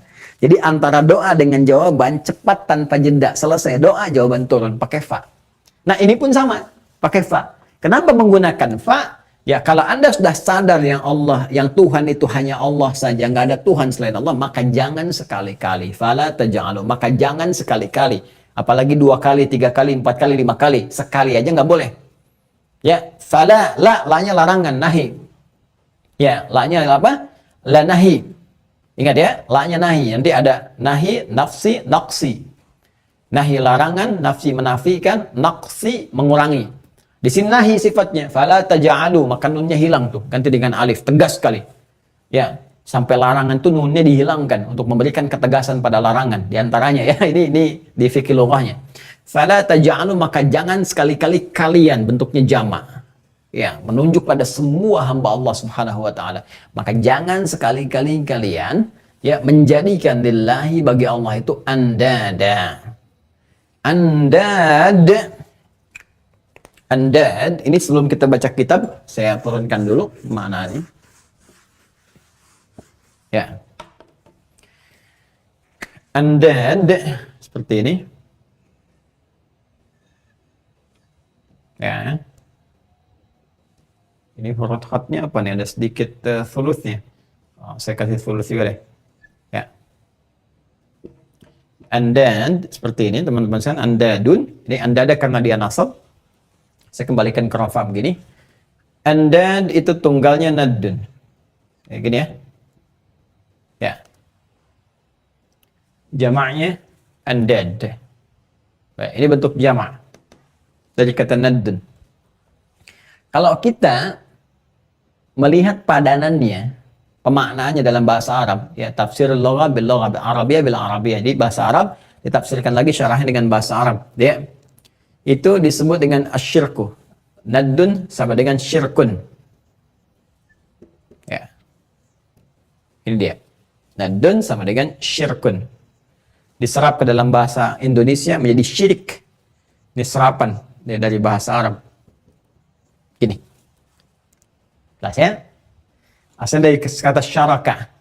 Syaraka. Kemudian nanti ditambah hamzah jadi asyraka pada menunjuk pada perbuatan. Kesengajaan atau dorongan dalam jiwa untuk melakukan. Ya, itu nanti pakai hamzah asyraka yusyriku. Orang yang disebut musyrik. Asyraka yusyriku isyrakan fahuwa musyrikun. Ya, musyrik itu ngaji sorof yang benar ya. Jadi jangan sembarangan nasrif. Ya, kamu ngaji di mana? YouTube. Dasarnya apa? Tasrif sorof. Ya taba YouTuban. Tidak. Fasbaka yufasbiku Facebookan. Tidak ya. Jadi ini kembali ke tasrif yang benar, yang sesuai. Ini nanti ini saya turunkan dulu ya. Kata naddun itu maknanya bimakna syirkun, diserap dalam bahasa Indonesia syirik, kemudian perilakunya ditambahkan hamzah jadi asyraka. Ini nanti makna yang lain. Nanti hamzah itu penambahannya banyak, bisa izalah nanti ya, bisa menetapkan sesuatu ya di luar apa yang sedang dikaji gitu kan, bisa ada ya. Seperti Jakarta, saya menetapkan Jakarta. Itu nanti ada ya dalam pembahasan musharraf. Contohnya. Nah, orangnya disebut musyrik. Orangnya disebut musyrik. Nah, nanti kalau Anda katakan nggak boleh musyrik gitu ya, itu menunjuk pada orang. Jadi ini rumusnya gini. Rumus kalau ada 4 huruf 1, 2, 3, 4 menunjuk kepada orang gampang. Depannya mim saja. Kalau depannya mim pasti orang. Kalau huruf dasarnya 4. Ya, rumus cepatnya MUI. Ya, MUI, MUI. M mim harokatnya dhammah, itu kan? Dhammah, kemudian huruf sebelum akhir i. Ya, MUI. Ya, contoh misalnya aslama. Aslama itu orang Islam. Aslama orangnya muslim. Ya, tinggal tambah depannya M, ya harokatnya dhammah. Huruf sebelum akhir jadikan i, muslim. Ahsana muhsin. Akrama mukrim. Kalau sudah mu pasti orang. Jadi kalau Anda mengatakan jangan musyrik, itu menunjuk pada orangnya. Kalau perbuatannya jangan syirik. Ya, pekerjaan utamanya asyraka. Nah, naddun itu sama dengan syirik. Kalau sama dengan syirik, kenapa tidak mengatakan misalnya fala taj'alu lillahi syuraka? Tapi andad. Kenapa yang disebutkan andad? Ini saya mau kaji sampai bagaimana mu'jizat Al-Quran dari segi diksinya yang sangat sempurna. Teman-teman sekalian, kalau kita bicara syirik begini, syirkun, itu menduakan atau lebih pada satu objek dengan konteks yang umum, luas sifatnya. Kalau kita kaitkan kepada Allah misalnya, Allah Subhanahu wa taala, jangan syirik kepada Allah, jangan syirik kepada Allah. Ya, artinya apa? Jangan menyekutukan, menduakan atau lebih terhadap segala hal yang terkait dengan Allah. Bukan hanya dalam penyembahannya saja. Ya, misal nyembah selain Allah atau nyembah Allah tapi nyembah yang lain juga, ya. Itu masuk dalam kategori ini. Kemudian dalam nikmat misalnya, ya, mensyukuri kepada Allah tapi juga kepada yang lain-lain dipakai misalnya, ya. Mohon maaf, tiba-tiba taruhlah misalnya ada perilaku-perilaku yang menyimpang lah, ya, datang misalnya ke batu, ngasih makanan ke batu gitu kan. Oh, saya dapat proyeknya di sini nih karena proyeknya bagus misalnya. Oh, ini udah potong aja sapi di sini, kemudian langsung kubur di sini sebagai syukur kepada lahan ini misalnya dan sebagainya. Dan seterusnya misalnya. Ini sesuatu yang menyimpang kalau diniatkan untuk memberikan gambaran syukur tertentu dalam konteks bukan kepada Allah Subhanahu wa taala. Ya, ini disebut dengan syirik juga. Hati-hati. Atau misalnya kekuatan nih. Kita yakin Allah yang Tuhan, tapi kadang-kadang misalnya ada orang-orang yang wah dengan keris ini bisa mendatangkan uang tertentu. Ya, bisa menggandakan uang. Ini kalau misalnya rambutnya digondrongin, ini bisa mendatangkan uang banyak misal gitu ya. Nah, itu harus hati-hati juga. Jadi kepercayaan-kepercayaan demikian, mendatangkan benda-benda tertentu dan sebagainya, ini masuk dalam kategori ini. Ya. Ya, sama dalam konteks misalnya mengatakan maaf, ini larangan ini, ya larangan bukan hanya tegas melarang jangan menyembah selain Allah, tapi juga awas Anda menyembah Allah tapi mengakui ada yang lain selain Allah, itu sama juga. Awas, hati-hati. Makanya saya sering tegaskan, kalimat ini berbahaya. Kalimat ini semua agama sama. Ini sangat bahaya. Menuju pada Tuhan yang sama, cuman caranya beda-beda. Itu kalimat ini, aduh, jebakannya lebih daripada Batman deh. Itu lebih daripada Batman, itu sangat berbahaya. Ya, ini sangat berbahaya karena ada jebakan syirik di dalamnya. Jebakan yang sangat kita harus mesti jauhi. Ya, mesti jauhi. Nah, kalau disebutkan syirik ini luas, holistik, umum sifatnya.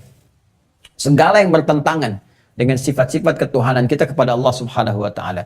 Tapi kalau kita sebutkan nadun ini umumnya konteksnya terkait dengan ubudiyah kita kepada Allah, penyembahan kita. Aspek ubudiyah. Nah, aspek penyembahan kita kepada Allah Subhanahu wa taala. Kalau ini luas sifatnya, bisa terkait dengan sifat, bisa uluhiyah, bisa rububiyah, bisa macam-macam. Tapi kalau ini nadun, ini spesifik pada asalnya, hanya menunjuk pada aspek penyembahan pada asalnya. Ya, kalau ada karinah atau hubungan-hubungan yang lain yang meluaskan maknanya, baru kita lihat konteksnya. Nah, kenapa di sini Allah menyebutkan nadun bukan syuraka? Karena ingin mengaitkan dengan konteks yang sebelum ayat ini, yaitu ayat 21-nya. Ya ayyuhan nasu budu. Tuh, bukankah perintah di ayat 21 itu untuk ibadah? Ya, untuk penyembahan kepada Allah Subhanahu wa taala. Ya kan? Nah, karena yang dimintakan ibadah, konteksnya bicara sedang ibadah, konteks pembicaraan sedang ibadah. Hei, yang kalian sembah itu harus Allah. Nih, untuk membuktikan Allah itu Tuhan yang layak disembah, Allah buktikan lewat penciptaan dirimu, lewat langit, lewat bumi, ya, lewat segala hal yang terjadi di semesta dan sebagainya. Konteksnya, kalau kamu sudah tahu antum ta'lamun, engkau sudah tahu Tuhannya Allah, maka jangan sembah Tuhan lain selain Allah. Atau engkau duakan Allah dalam penyembahan. Engkau akui Allah Tuhan, tapi engkau mengakui yang lain juga. Engkau selingkuh. Itu kan? Gak boleh. Ya, selingkuh dalam dunia sih nggak boleh, apalagi selingkuh tauhid. Tuh, jadi status selingkuh tauhid. Hati-hati, ya. Jadi selingkuh ke dunia aja nggak boleh, apalagi selingkuh dalam konteks tauhidan, itu sangat dikecam, sangat dilarang. Ya, jadi kalau engkau sudah tahu Tuhanmu itu Allah, jangan menduakannya, apalagi mentigakannya, apalagi seterusnya. Ya, jadi teman-teman sekalian, ini poinnya. Kenapa di sini Allah menampilkan tegas dengan kalimat Anda, jamak dari kata nadun untuk mengaitkan dengan konteks peribadatan yang disampaikan di ayat ke-21-nya. Ya ayyuhan nasu abudu rabbakumul ladzi khalaqakum walladzina min qablikum la'allakum tattaqun. Karena konteksnya sedang ubudu, nyembah, ya, ubudu, maka kita katakan saya menyembahmu ya Allah, saya menyembahmu a'bud. Kami semua kita ya Allah semua menyembahmu, na'bud. Maka kita katakan setiap kali sholat, iyyaka na'budu. Untuk menegaskan ini. Makanya ini ajaib, aneh bin ajaib. Atau ajaib binti aneh. Ya, kalau ada orang yang sholat tiap hari, mengatakan, iyyaka na'bud. Ya Allah, hanya kepadamu kami menyembah, kepadamu. Habis sholat ceramah, semua agama sama. Itu kurang sehat, Joni. Tuh.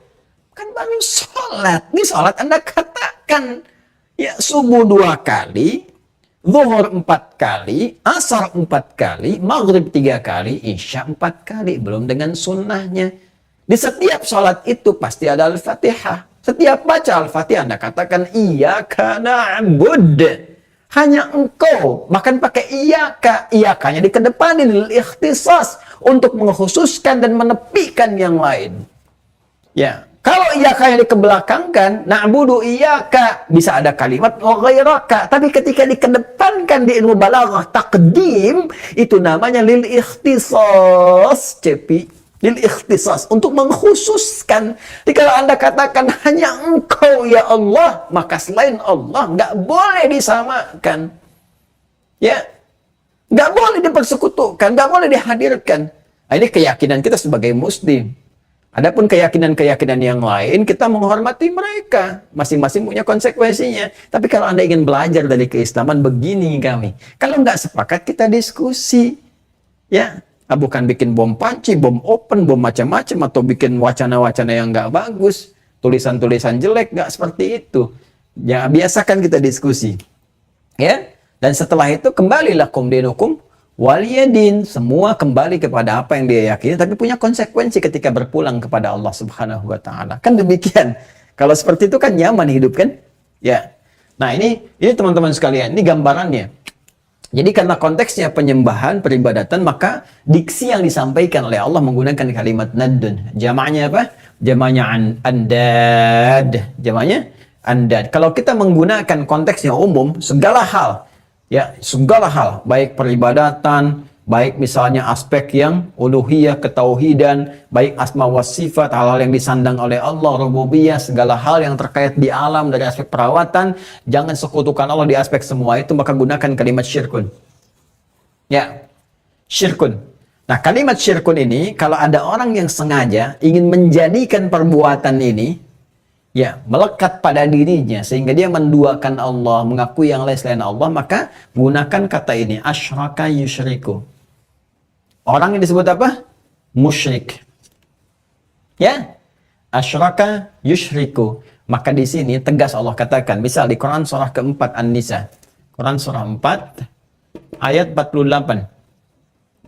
Ya. Orang yang sengaja melakukan perbuatan syirik ini, syirik yang asyraka yusyrik kemudian menjadi musyrik, maka ini potensinya Allahu Akbar sangat berbahaya. Sangat-sangat berbahaya. Sampai Allah katakan innallaha, pakai inna. Tuh. La yaghfiru ayyushraka bi, asyraka yusyriku ayyushraka bi. Wa yaghfiru ma duna dzalika liman yasha. Wa may yusyrik billahi faqad iftara itsman 'azima. Allahu Akbar. Hati-hati. Innallaha, inna harfu tawkidin wa nasbin tansibul isma wa tarfa'ul khabara mabniun 'ala al-fathi la mahalla lahu min al-i'rab. Inna itu harfu nasbin wa tawkid, huruf nasab, ya. Kemudian taukid, taukid aja udah kuat, huruf penguat. Nasab itu kalau di nahwu itu harakat fathah yang menjadikan kalimat setelahnya berharakat fathah. Tapi kalau kita bahas di fikih lughahnya, nasab itu kalau kita katakan orang Arab begini, nasaba rajulu asahu fil ardi. Nasaba rajulu, orang Arab, seorang lelaki menancapkan tongkatnya, ya kan, di tanah dengan kuat. Jadi kalau menancapkan sesuatu dengan kuat dan dia tidak goyang lagi, itu nasab namanya, nasaba. Ya. Jadi kalau kita buka fathahnya di fikih lughah, fathah itu membuka. Saya buka, saya tegaskan kepada kalian, saya buka ini ya, saya tegaskan kepada kalian, kata Allah, tancapkan ini dalam jiwa kalian. Jangan goyah sedikit pun. Innallaha, sungguh Allah itu. Awas, hati-hati. Ya, hati-hati.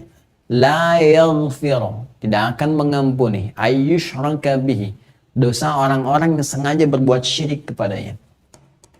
Ya, sengaja menyekutukannya, sengaja menuhankan Tuhan lain selain Allah Subhanahu wa taala. Ada yang sengaja menyembah selain Allah, ada yang juga menuhankan Allah tapi menyembah yang lain juga. Ya, tadi karena konteks yang menggunakan syirik bukan nadun, awas, hati-hati. Maka menggunakan benda-benda, meyakini ada kekuatan di benda itu sehingga mencari itu selain kepada Allah Subhanahu wa taala. Ya, datang ke pohon besar, ya, kemudian mengatakan, "Tolong Mbah pohon, kasih saya ini, kasih saya itu." Kata pohonnya, saya juga haus, sebagainya. Jadi datang nyari keris tertentu, nyari ini, nyari itu, jadi benda-benda, golok, ya, macam-macam dan seterusnya. Nah, itu hati-hati. Ada potensi yang salah di situ dan muaranya berbahaya. Ya, sekarang Ustadz, kenapa sih sampai begitu dahsyat gitu kan hukuman yang Allah sediakan dan ancaman yang Allah tegaskan pada perilaku syirik ini? Saya kasih gambaran gini aja dah, yang paling gampang ya. Ada A dengan B, Joni dan CP misalnya. Ya, Joni ini dapat modal dari CP. Ya, CP ngasih modal, kasih macam-macam bantuan dan sebagainya, banyaklah dia berikan, kan? Tiba kemudian teman-teman sekalian, ketika Joni berusaha ini, dia dapat sukses dan sebagainya, dia nggak mengakui CP. Dia tepikan ya, dia acuhkan cepi, dia macam-macam. Bahkan dia nggak ngakuin bahwa modal si Joni dari cepi. Ya, yang diberi selamat Suneo. Bisa. Kata Joni, terima kasih Suneo ya, udah ngasih bantuan ke saya begini-begini. Padahal yang ngasih cepi. Pertanyaan saya, bagaimana perasaan cepi terhadap Joni? Tuh. Pasti marah kan? Sekarang Anda sudah yakin, sudah paham, logika Anda bisa menangkap. Itu dunia kemanusiaan. Sekarang bagaimana Allah yang memberikan segalanya kepada Anda? Menciptakan Anda, memaafkan Anda kalau salah, mengampuni Anda, menyembuhkan kalau sakit. Diberi semua, napas gratis. Ya, coba kalau dijadikan Allah bayar atau setiap kali napas. Nggak kerasa. Saya mau hemat aja. 1 menit gak napas, kemudian seterusnya napas lagi. Coba Anda bayangkan, kebayang nggak? Nafas kasih gratis, sehat diberikan, nyaman diberikan, segala kehidupan. Dengan semua pemberian itu, Anda nggak mengakui Allah sebagai Tuhan. Dan Anda selingkuh tauhid, Anda menyembah selain Allah. Ya pantas Allah wajar marah di situ. Pantas Allah marah, wajar Allah mengancam. Kenapa nggak diakuin? Ya, terus Anda balik kepada Allah, nggak mengakui Allah sebagai Tuhan. Dan Anda pulang, berani pulang kepada Allah. Makanya orang-orang bermasalah tauhid ini ketika akan pulang, akan meninggal, takut pulang dia. Takut pulang. Ada yang, takut, ada yang begini, ada yang teriak, ada yang macam-macam dan sebagainya, dan seterusnya lah gitu. Nah ini kondisinya gitu ya. Ada orang-orang yang kemudian tega menepikan pengakuannya kepada Allah, bahkan menyembah selain Allah, menyekutukan yang itu pun dicipta juga oleh Allah. Yang ngasih Allah, yang memberi Allah, yang mengampuni Allah, menyehatkan Allah. Yang disembah selain Allah, yang dahsyat nggak ngaku Allah sebagai Tuhan. Maka wajar di sini Tuhan murka. Ya, karena itu disebutkan faqad iftara itsman 'azima. Maka ini satu dosa yang sangat dahsyat. Karena itu pelajaran pertama yang orang tua berikan kepada anaknya saat dia sebelum tumbuh dewasa, mengingatkan dan menjauhkan benda-benda atau keadaan-keadaan, tayangan-tayangan dan sebagainya, membuat mereka menjauh dari Allah. Makanya hati-hati. Ya, ini hikmah pelajarannya. Misalnya nanti kalau kita sampai ya, semoga Allah berikan kekuatan kita sampai ngaji, nanti di surah 31 Luqman, di ayat ke-13 itu ada pendidikan besar ya. Nanti kalau kita ngaji tentang keluarga, salah satunya nanti ada masuk surat Luqman, surat Yusuf dan sebagainya. Di surat Luqman ayat 13 jelas. Ya, diajarkan oleh Allah bagaimana prinsip tauhid ditanamkan dengan bahasa Luqman kepada anaknya. Ya bunayya la tusyrik billah. Inna syirka la zulmun azim. Ya bunayya. Ya bunayya itu kan panggilan sayang, anak-anak yang di dasar ya, dia menjelang kemudian akan jadi beraktivitas, itu masih bunay, masih belum menjelang ke baligh, akan mendekat kepada baligh. Jadi kalau bunay itu panggilan sayang.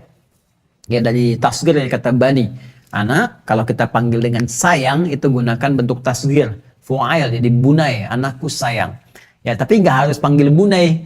Anda bisa sesuai dengan bahasa Anda ya, keseharian. Apa yang kira-kira menjadikan sayang kepada anak. Itu contoh di Quran itu. Ya, jangan misalnya anak kecil belum balik, misalnya Anda kasih nama dia misalnya Mohsin, kalau Anda panggil Bunai sini, anak-anak akan berkata, aku kan namanya Ucin, bukan Bunai, gitu kan?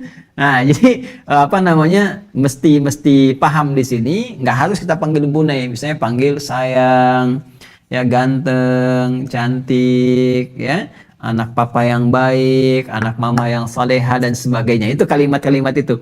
Ya, la tusyrik billah, jangan syirik kepada Allah. Nah, kalimat ini ketika disampaikan itu harus diberikan juga gambaran-gambaran media kehidupannya. Ya, jadi ketika Anda menyampaikan dengan lisan, maka harus juga kemudian Anda mengondisikan sekitaran, jangan sampai dia mendapatkan pengaruh lingkungan sekitaran dia beraktivitas, justru yang mendekatkan kepada itu. Maka terjadi kontradiktif di sini. Ya, di kalimat ini berupa nasihat. Dia akan bertanya musyrik itu apa, gitu kan? Maka Anda bisa jelaskan dan cek pelajaran-pelajaran dia. Pelajaran yang dia dapatkan dengan penglihatan. Misal sekarang ada acara-acara TV dan sebagainya. Sekarang mulai kreatif, ada kreativitas yang di dalamnya ada racun syirik, hati-hati. Ada racun syirik. Ya, dan itu nggak terasa. Ya, nggak terasa. Ya, kadang-kadang terlihat seperti madu acara, misalnya mau kartun, mau macam-macam, tapi ada langkah-langkah yang terlihat di situ, misalnya ada penyembahan selain kepada Allah, ada macam-macam dan sebagainya. Itu mesti hati-hati. Sekarang tayangan terbuka semua. Ya, kelihatan seperti madu, tapi isinya racun. Hati-hati Bu ya, hati-hati karena ibu banyak di rumah gitu. Ya, terlihat seperti madu padahal racun, dan dua-duanya sangat berbahaya. Coba ibu deh pilih, mau di madu apa di racun? Ya, ini maaf ya, ini dalam konteks ini hati-hati, ini bahaya gitu ya, hati-hati, ini bahaya. Jangan berpikir ke yang lain-lain. Jadi itu diajarkan dari sejak kecil, tanamkan. Sebab kalau dari kecil dia kuat, maka dewasanya dia akan insya Allah bisa terjaga dari sifat-sifat yang demikian. Ini syirik. Ya, jadi nggak akan diampuni. Inna syirka la dzulmun adzim. Sungguh syirik itu satu dosa yang sangat besar. Zalim itu menempatkan sesuatu bukan pada tempatnya. Ya, menempatkan sesuatu bukan pada tempatnya. Jadi harusnya menyembah Allah malah menduakan dan sebagainya. Nah, kalimat di sini menggunakan la. Jadi ada lan, ada lam, ada la, itu beda. Kalau sudah lan itu never, never. Ya sulit, peluang kecil, nggak akan pernah gitu ya, nggak akan pernah lan. Tapi kalau la itu masih ada harapan. Nah, kenapa di sini menggunakan kata la untuk memberikan jeda batas sampai kehidupan dia berakhir, sampai nyawa di kerongkongan. Artinya kalau ada yang pernah berbuat syirik dan sebagainya, kan menyekutukan Allah dengan macam-macam, segera taubat. Sebelum nyawa sampai ke kerongkongan, batasnya di situ. Kalau nyawa sampai kerongkongan, sudah nggak ada lagi kemudian kesempatan taubat di situ.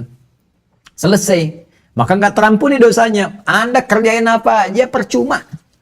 Maaf, haji misalnya setiap tahun haji, umrah misalnya setiap bulan umrah dan sebagainya, tiba-tiba syirik, nggak taubat, meninggal, nggak ada faedahnya. Udah, syirik itu menutup semua amal-amal yang lain. Ya, kecuali Anda taubat. Ya, banyak orang-orang di jahiliyah kan syirik itu. Ya, sebelum datang Islam menuhankan yang lain macam-macam, bahkan memusuhi Nabi, dan mereka taubat. Taubatan nasuha, ya, hasuna islamuhum, jadi baik keislaman mereka, beribadah dengan Allah baik, ya kepada Allah, ibadah kepada Allah baik dan sebagainya. Sehingga merubah perilaku mereka, diampuni dosa-dosanya, bertambah pahalanya, bahkan di antara mereka ada yang dijamin masuk surga tanpa hisab. Ya, semoga Allah memberikan kesempatan yang sama kepada kita dengan mujahadah kita tentunya. Ya, maka di sini ketika Allah tutup di ayat 22 ini dengan kalimat fala taj'alu lillahi andada wa antum ta'lamun. Maka kalau sudah tahu Allah Tuhan, sudah paham dan sebagainya, maka jangan sekali-kali ya Anda menjadikan ada Tuhan-Tuhan lain ya dalam konteks menyembahnya, Anda sembahkan dan sebagainya selain Allah Subhanahu wa taala. Ya, dan toleransi terbaik itu menghargai orang lain, tapi jangan ikut-ikutan. Makanya hanya di Islam indah sekali, lakum dinukum waliyadin. Sudah saling menghormati. Ya, bahkan di Islam tuh ada anjuran, lihat ya, di Al-Quran, di hadis-hadis Nabi Sallallahu Alaihi Wasallam, bahkan dilarang menghancurkan rumah ibadah orang lain. Makanya saya yakin sekali, yang tiba-tiba datang mau ke gereja, yang bawa bom dan sebagainya, itu jauh itu, udah jauh itu. Ya, udah jauh bagi saya tuh nggak mungkin orang Islam bisa seperti itu. Karena tahu ajarannya, jangan merusak. Ya, yang tadi aja lah. Bohong aja nggak boleh, gosip aja nggak boleh. Ini mau ngebom Joni, ya itu kan pasti ada sesuatu yang salah. Ya, dia belajar dari mana? Itu nantilah satu bahas kita satu waktu kita coba tema ini kita gali ya lebih dalam, terus kita berikan rekomendasi. Kalau perlu diteliti tuh, ya harusnya kepolisian meneliti ini orang ini interaksi sama siapa, ya sebelumnya, sehari kemudian sama siapa sebelumnya, 2 hari sebelumnya sama siapa dia ketemu, kan bisa dilacak semua. Ya, dia berkorespondensi dengan siapa, cari itu otaknya, dalangnya siapa. Ya, milenial bisa bikin bom dari mana tuh, dan sebagainya. Itu luar biasa gitu. Cari semua ini akan didapatkan dan ujung-ujung nggak ada kaitan dengan agama. Ya, kalaupun ada pemahaman-pemahaman menyimpang dan sengaja dikaitkan dengan agama, patut dicurigai. Ya, dan sekarang kan yang paling menarik begini, teror itu kan segala yang mengancam. Ya, teror itu segala yang membuat keresahan. Teror segala yang membuat ketakutan gitu ya. Kenapa dibatasi dengan konteks keagamaan saja? Padahal banyak konteks-konteks lain itu kan yang tidak membawa nama agama, tapi dilakukan oleh penganut agama, tapi nggak pernah disebut misalnya agamanya. Itu jadi persoalan juga. Ya, makanya harus ada batasan, definisi yang jelas dulu. Terorisme itu apa? Teror itu apa? Batasi dulu. Ya, kalau sudah ada batasannya, maka semua perbuatan yang terindikasikan masuk dalam definisi itu sebut teroris. Ya kan? Nah, ini persoalan gitu. Ya, makanya seringkali dikait-kait, ini jadi menarik. Kenapa dikait-kaitan kan? Terus karena ini pemahaman agamanya salah. Terus kalau pemahamannya salah, apakah agamanya ikut disalahkan? Ya kan? Jadi kita nggak harus pisahkan antara pemahaman dengan esensinya, dengan ajarannya. Ya, kalau ada orang menilai misalnya masuk satu kampus nih, terus dia salah memahami kampus, apa kampusnya ikutan salah? Kan tidak.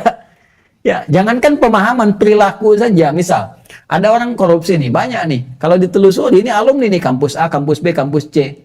Apakah kita akan mengatakan ketika dia korupsi, kampusnya ikut dibawa-bawa? Kan tidak. Ini cara berpikirnya ini yang keliru gitu kan.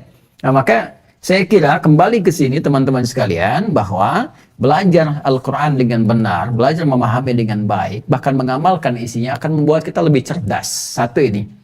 Yang kedua, membuat kedekatan kita dengan Allah meningkat. Yang ketiga, outputnya adalah kebaikan-kebaikan.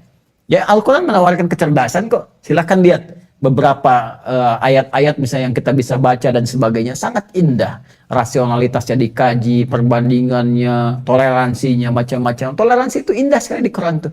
Hormati orang lain, ya. Mereka memiliki keyakinan, ya silahkan saja. Tapi kamu silahkan dakwahi dengan cara yang lembut. Kalau tanya dijawab, tapi jangan pernah paksa orang. Cuman di Al-Quran ada ayat la ikraha fid din, gak boleh paksa orang dalam konteks keberagamaan. Lakum dinukum waliyadin. Kalau memang tidak menerima Islam, yaitu pilihan kamu. Silahkan kamu jalani apa yang kamu yakini. Pada akhirnya kita kembali kepada Allah, masing-masing bertanggung jawab. Tugasnya hanya memberikan dakwah, memberikan informasi dan sebagainya. Indah sekali. Ya, itu di antara hal yang mungkin kita bisa dapatkan dari ayat-ayat yang kita kaji. Maka ayat ini memberikan penguatan akidah kepada kita semua, ya, pemantapan tauhid pada diri kita. Maka kembalilah kepada Allah Subhanahu wa taala. Fafirru ilallah. Fafirru ilallah inni lakum nadhirum mubin. Maka kembali cepat kepada Allah. Saya hanya mengingatkan saja. Ya, hanya menerangkan dengan keterangan yang jelas, yang nyata, supaya kita kembali menuhankan Allah Subhanahu wa taala sebelum maut menjemput kita. Kalau sudah maut datang, nggak ada lagi jeda, nggak ada tenggang waktu lagi. Ya, nggak ada tenggang waktu, nggak ada tenggang rasa, nggak ada macam-macam, sudah tidak ada jedanya. Semua akan ditentukan muaranya berdasarkan amalan kita. Ya. Jadi demikian teman-teman sekalian yang kita bahas. Insya Allah beberapa kesempatan kita bisa urai. Saya ingin sampaikan beberapa informasi yang sangat penting sebelum kita menutup ta'lim kita pada malam hari ini.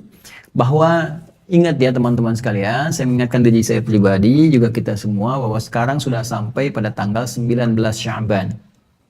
Ya, 1442 Hijrah. Artinya cuma dalam hitungan hari lagi, ya, akan masuk Ramadan.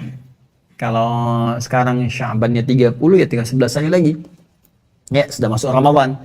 Jadi nanti insya Allah sudah hitungan hari, karena itu kita perlu persiapan. Bahkan ta'lim pun insya Allah akan ada penyesuaian. Ya, pekan depan edisi Aqsa itu akan spesial membahas kurikulum Ramadan. Karena memang fitrahnya harusnya begitu. Jadi Ramadan itu bulan ibadah sebetulnya. Ya, bulan amalan. Sebetulnya bukan bulan belajar lagi gitu. Nah, cuma tradisinya agak berbeda ya. Tradisi di kita agak berbeda. Justru Ramadan tuh ngaji belajar gitu. Kalau banyak belajar, kapan ibadahnya? Ya, jadi bukan cuman maaf nih sahur nunggu buka gitu, terus ngisi itu dengan ta'lim dengan apa, tidak. Tidak salah, nggak apa-apa gitu kan, nggak ada masalah. Cuma yang paling penting dikejarnya itu adalah ibadahnya.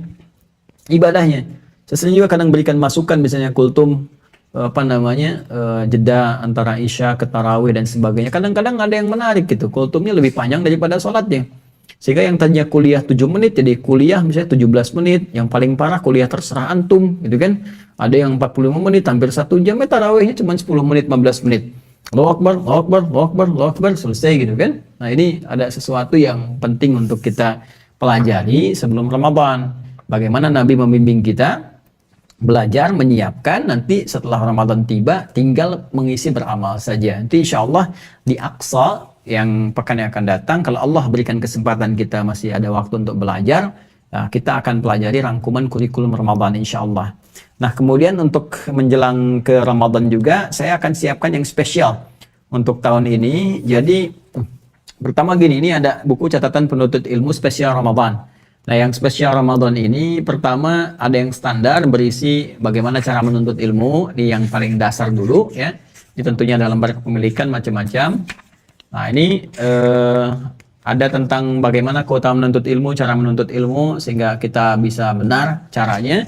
Setelah itu nanti ada menu Ramadan, menunya setiap hari satu.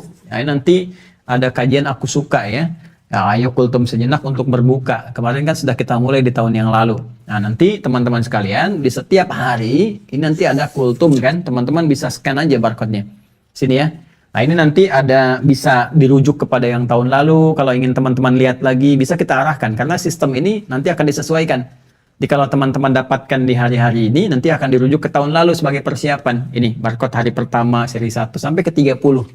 Ya, sampai bagian terakhir. Nanti Ramadan yang sekarang pun, insya Allah beberapa episode saya akan sesuaikan.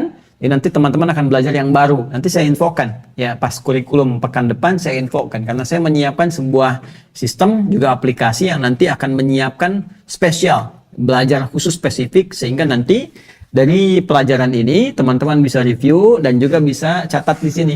Ya, ini mohon maaf ya, ini catatan taklim. Bukan kredit-kredit agunan motor, macam-macam, atau misalnya utang. Tolong jangan dicampur urusan dunia, mohon ya. Mohon. Jadi ini untuk bekal akhirat saja. Ya, kalau bisa bekal akhirat, dan jangan disobek-sobek untuk urusan yang nggak penting. Ya, misalnya ini ringkasan, talimnya apa, nanti ada seri kedua, seri ketiga, dan sebagainya. Setiap seri ada barcode-nya. Jadi nanti kalau Anda dapatkan sebelum Ramadan, Anda bisa belajar dari seri Laku Suka yang kemarin. Nanti ketika Anda sudah sampai Ramadan, ini barcode-nya akan menyesuaikan dengan tema-tema yang kita bahas. Jadi kita buat sistem demikian, tidak baku. Ya, kemudian untuk isian bacaannya, ini saya siapkan yang makna ayat puasa. Ini insya Allah teman-teman sekalian, ini saya termasuk buku yang paling dalam saya kaji. Ya, ini membahas tentang makna-makna ayat puasa dari Al-Baqarah 183 sampai 187, tapi saya uraikan dari setiap hurufnya. Misalnya ya ayyuhalladzina amanu, ya-nya kemana, ayyuha kemana, kemudian amanu apa kaitan dengan puasa, apa hukum orang puasa, apa yang boleh rukhsah, bagaimana syarat puasa seperti apa. Saya kasih pembuka di sini. Termasuk di sini ada kurikulum Ramadan yang saya sampaikan. Ya, kurikulum Ramadan Nabi di sini ada. Kemudian juga ada beberapa syarat-syarat, syarat wajib, syarat-syarat, banyak pertanyaan-pertanyaan yang terjawab di sini. Ya, cara menentukan awal puasa sampai ke ujungnya, sampai ke akhirnya. Di sini nanti Anda temukan banyak hal terkait dengan puasa. Nah, jadi nanti kalau Anda bisa belajar catatan, bisa ngisi hari-hari dengan bacaan untuk memaksimalkan, atau sebelum Ramadan Anda sudah maksimalkan, sehingga Ramadan bisa nggak banyak pertanyaan lagi. Jadi jangan tanyakan pertanyaan berulang setiap tahun. Ya, berapakah jumlah tarawih yang benar? Apakah 11 rakaat, 11 itu 443 atau 22 ujungnya 1? Apakah 22 ujungnya 3? Apakah 21 rakaat atau 23? Pepeo, mengulang pertanyaan yang sama setiap tahun. Ya, jadi Anda tinggal nanti lihat aja di sinilah, ini sudah ada insya Allah. Kemudian teman-teman sekalian, ada juga program spesial untuk menghafal Quran. Nah, kalau ini sebetulnya ini hanya pelengkap saja. Pelengkap itu maksudnya begini. Yang utama yang kita ingin sampaikan ini, karena ini sudah kita cetak juga, kita bagikan ini gratis. Ya, bagi teman-teman yang pengen juga terpisah, ini sudah ada kami siapkan. Seperti sering saya infokan. Jadi nanti kita ada program spesial untuk Ramadan 30 hari, penguatan hafalan Quran bagi penghafal yang pengen. Makanya begini, kalau ini belum dapat teman-teman sekalian, ini kami satukan nih, satu paket begini di WH Corner. Ya mungkin teman-teman nanti infak ya, untuk cetak, untuk bantu lagi, karena dari situ kan kita kembangkan lagi. Ya, dari infak itu nanti kita bisa buat cetak lagi yang berikutnya. Ya, bisa nanti kita bantukan ke operasional, untuk ada yang pesantren, untuk macam-macam gitu. Insya Allah banyak bermanfaat di sini. Jadi nanti ini ada infak untuk 2 buku ini, dan disertakan ini bagi yang belum punya nanti akan dipaketkan seperti ini. Jadi Anda dapat 5. Nah, yang ini nanti khusus untuk menghafal Qur'annya. Nah, kalau nanti qadarullah Ustaz saya sudah punya, pengen 2 aja, boleh, silahkan 2 aja. Tinggal disampaikan ke admin. Tapi kalau kiriman tiba-tiba ada 5, ya sedekahkan pada orang lain. Yang ini ya. Nanti supaya orang juga dapat kesempatannya untuk menghafal bersama dengan kita. Dan saya siapkan juga nanti insya Allah akan kita cetak lagi yang ini terutama, terus ya kita akan coba bagikan lagi sehingga target kita untuk tiap tahun memperbanyak ahli Quran, insya Allah bisa tercapai. Jadi kalaupun ya Allah misalnya berkehendak saya bisa kembali kepada Allah, bisa meninggal lebih dulu misalnya, itu bisa terjadi kan. Atau misalnya Anda duluan, saya belakangan, bisa terjadi. Atau dibalik, Anda belakangan misalnya, ya saya belakangan, Anda duluan, bisa juga gitu kan. Tapi yang penting ini kan bisa terus ada. Ya, terus dicetak dan taklim-taklimnya bisa terus berjalan. Dan kita menyiapkan mudah-mudahan ada waktu yang Allah berikan kepada kita untuk bisa menjadi ahli Quran sebelum berpulang. Nanti ini semua bisa Anda dapatkan di WH Corner. Ke aplikasi ya. Aplikasi masuk WH Corner.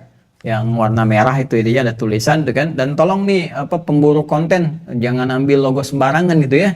Ini ada pemburu konten nih, IG-nya ngambil itu, ngambil ini, saya nggak ada kaitan ya. Apalagi yang jualan-jualan tuh gitu kan, udah alamatnya nggak jelas, kita kirimin surat nyari alamat juga nggak ketemu dan sebagainya. Saya cuma mengingatkan, ya, takut Anda berbuat maksiat nggak sempet taubat gitu kan, nggak ada hubungan nanti tiba-tiba meninggal jadi repot gitu kan.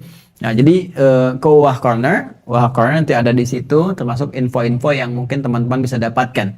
Ya, di situ juga nanti ada hal-hal terkait yang bisa Anda baca, bisa Anda lakukan. Itu satu. Yang kedua, pada teman-teman keluarga besar STWH, Sekolah Terbuka Usahakan Al-Quran Hafal, ini momennya. Ya, ini momentumnya, cuman setahun sekali datang.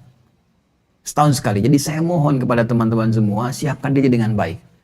Ya, ini adalah momentum yang sangat dahsyat Ramadan ini. Kalau kita kehilangan itu semua, ya, dan kita nggak manfaatkan, maka sulit lagi menemukannya. Karena belum tentu datang Ramadan berikutnya untuk kita. Ya, karena itu mari kita siapkan mental kita, diri kita untuk memanfaatkan, karena Ramadan itu bulan penuh kemuliaan terkait dengan Al-Quran. Di sini Al-Quran akan menjadi mudah, di sini Al-Quran akan menjadi nyaman dihafalkan, di sini semangat kita meningkat. Tapi perlu persiapan. Kalau persiapannya nggak ada, nggak maksimal, bahaya. Karena itu nanti saya akan siapkan waktu khusus ya untuk para keluarga besar STWH dan pemirsa yang mau ikut ke situ, silakan. Ini gratis kok daftarnya. Gratis, tinggal buka ya di aplikasi, daftar dan sebagainya, nanti Anda masuk di situ. Nanti saya siapkan waktu khusus untuk persiapan menjadi ahli Quran selama Ramadan, karena nanti ada skemanya dan seterusnya ya. Itu yang kedua. Kemudian yang terakhir teman-teman sekalian, yang ketiga, insya Allah nanti ada pengumuman di pekan depan, karena saya sedang menunggu dulu ya sempurna term aplikasi dan sebagainya yang akan saya umumkan. Itu akan ada bimbingan spesial nanti di situ sehingga terkurikulumkan pelajaran-pelajaran kita. Itu yang disampaikan, saya ucapkan terima kasih dan atas support teman-teman khususnya di pembangunan pesantren. Alhamdulillah dari sepekan ke belakang sudah terkumpul 500 juta rupiah dari 7 miliar yang kita butuhkan. Ya, sekarang sedang proses pembangunan, saya sudah tunjukkan dari video-video yang disampaikan. Dan nanti insya Allah ada penjelasan khusus terkait dengan pesantren, karena banyak yang bertanya, bahkan ada yang datang ke sini orang tua dari luar pulau, ingin menitipkan dan sebagainya. Nanti kita jelaskan bahwa begini konsepsi kita. Bahkan ada yang dari KB, ke TK, ke SD, ini penyiapan. Sekarang insya Allah kita sedang ada finalisasi penyiapan lahan untuk yang tingkat Ma'had, SMP, SMA. Kalau sudah selesai, kita masuk ke tahap masjid dulu. Nanti ini stepnya langsung naik ya. Insya Allah di tahun depan itu yang gedung untuk SD selesai, tapi sudah berjalan yang SD-nya sudah sampai kelas 2 mau kelas 3. Dan ini memang kurikulum yang boleh jadi nggak didapatkan juga mungkin di sekolah-sekolah lain, karena di sini kita memadukan ya. Jadi bagaimana kurikulum Diknas ini diisi dengan nilai-nilai Al-Quran, nilai hadis, sampai juga optimalisasi di hafalannya. Ya 30 juz untuk SD dan wisudanya kita rencanakan di Mekah, di Madinah. Nanti kita teruskan konsepsi pembekalan keulamaannya sehingga nanti bisa naik ke tahap-tahap berikutnya. Sekali lagi terima kasih dan tetap membuka kepada teman-teman yang ingin berinvestasi akhirat di dalam konteks pembangunan pesantren ini ya, baik dari level-levelnya sampai dengan level ketertingginya, dan semoga itu menjadikan jariah bagi kita semua. Dan itu bukan punya saya, karena itu nanti bernilai wakaf ibadah termasuk gedung ini dan sebagainya. Dan Anda mesti tahu bahwa fasilitas yang melekat kepada kami itu kami sudah jadikan wakaf ya untuk berdakwah, sehingga nanti bisa ada yang meneruskan. Saya pun menyiapkan kadar-kadar ulama, anak-anak kita yang belajar, kita biayai, mereka pulang ya, nanti insya Allah bisa meneruskan kembali. Jadi ini terus dan jaga, mohon berdoa dan doakan saya supaya diikhlaskan oleh Allah Subhanahu wa taala dan Allah berkenan mengampuni dosa-dosa dan memaafkan kesalahan kita semua. Terima kasih atas perhatian untuk malam ini. Tidak ada yang bisa saya lakukan kecuali mendoakan untuk semuanya. Semoga Allah Subhanahu wa taala senantiasa memberikan rahmat kepada kita semua. Allahumma taqabbal minna innaka antas sami'ul 'alim wa tub 'alaina innaka antat tawwabur rahim. Allahumma ya Allah ya arhamar rahimin, ij'alna min ahli al-Qur'an waj'al al-Qur'ana sahiban lana fid dunya wa syafi'an lana fil akhirati ya arhamar rahimin. Allahumma rahmatak, Allahumma rahmatak, Allahumma ya rahmatak. Taqabbal minna innaka antas sami'ul 'alim wa tub 'alaina innaka antat tawwabur rahim. Rabbana atina fid dunya hasanah wa fil akhirati hasanah wa qina adzabannar. Ighfir lana dhunubana ya Allah warhamna ya Allah warham mautana warham ya Allah, warham walidina, warham jiwarana. Allahumma ya arhamar rahimin, Allahumma ya arhamar rahimin, ihdina wahdi umara'ana liyakunu udala, wahdi umara'ana ya Allah, wahdi umara'ana liyakunu udala, wahdi umara'ana liyakunu udala, wahdi ya Allah ulama'ana liyakunu mukhlisin lakaddin. Wa sallallahu ala sayyidina Muhammad wa ala alihi wa sahbihi wa sallam. Wa akhiru da'wana subhanakallahumma bihamdika nashhadu an la ilaha illa anta nastaghfiruka wa natubu ilaik. Walhamdulillahi rabbil alamin. Wassalamualaikum warahmatullahi wabarakatuh.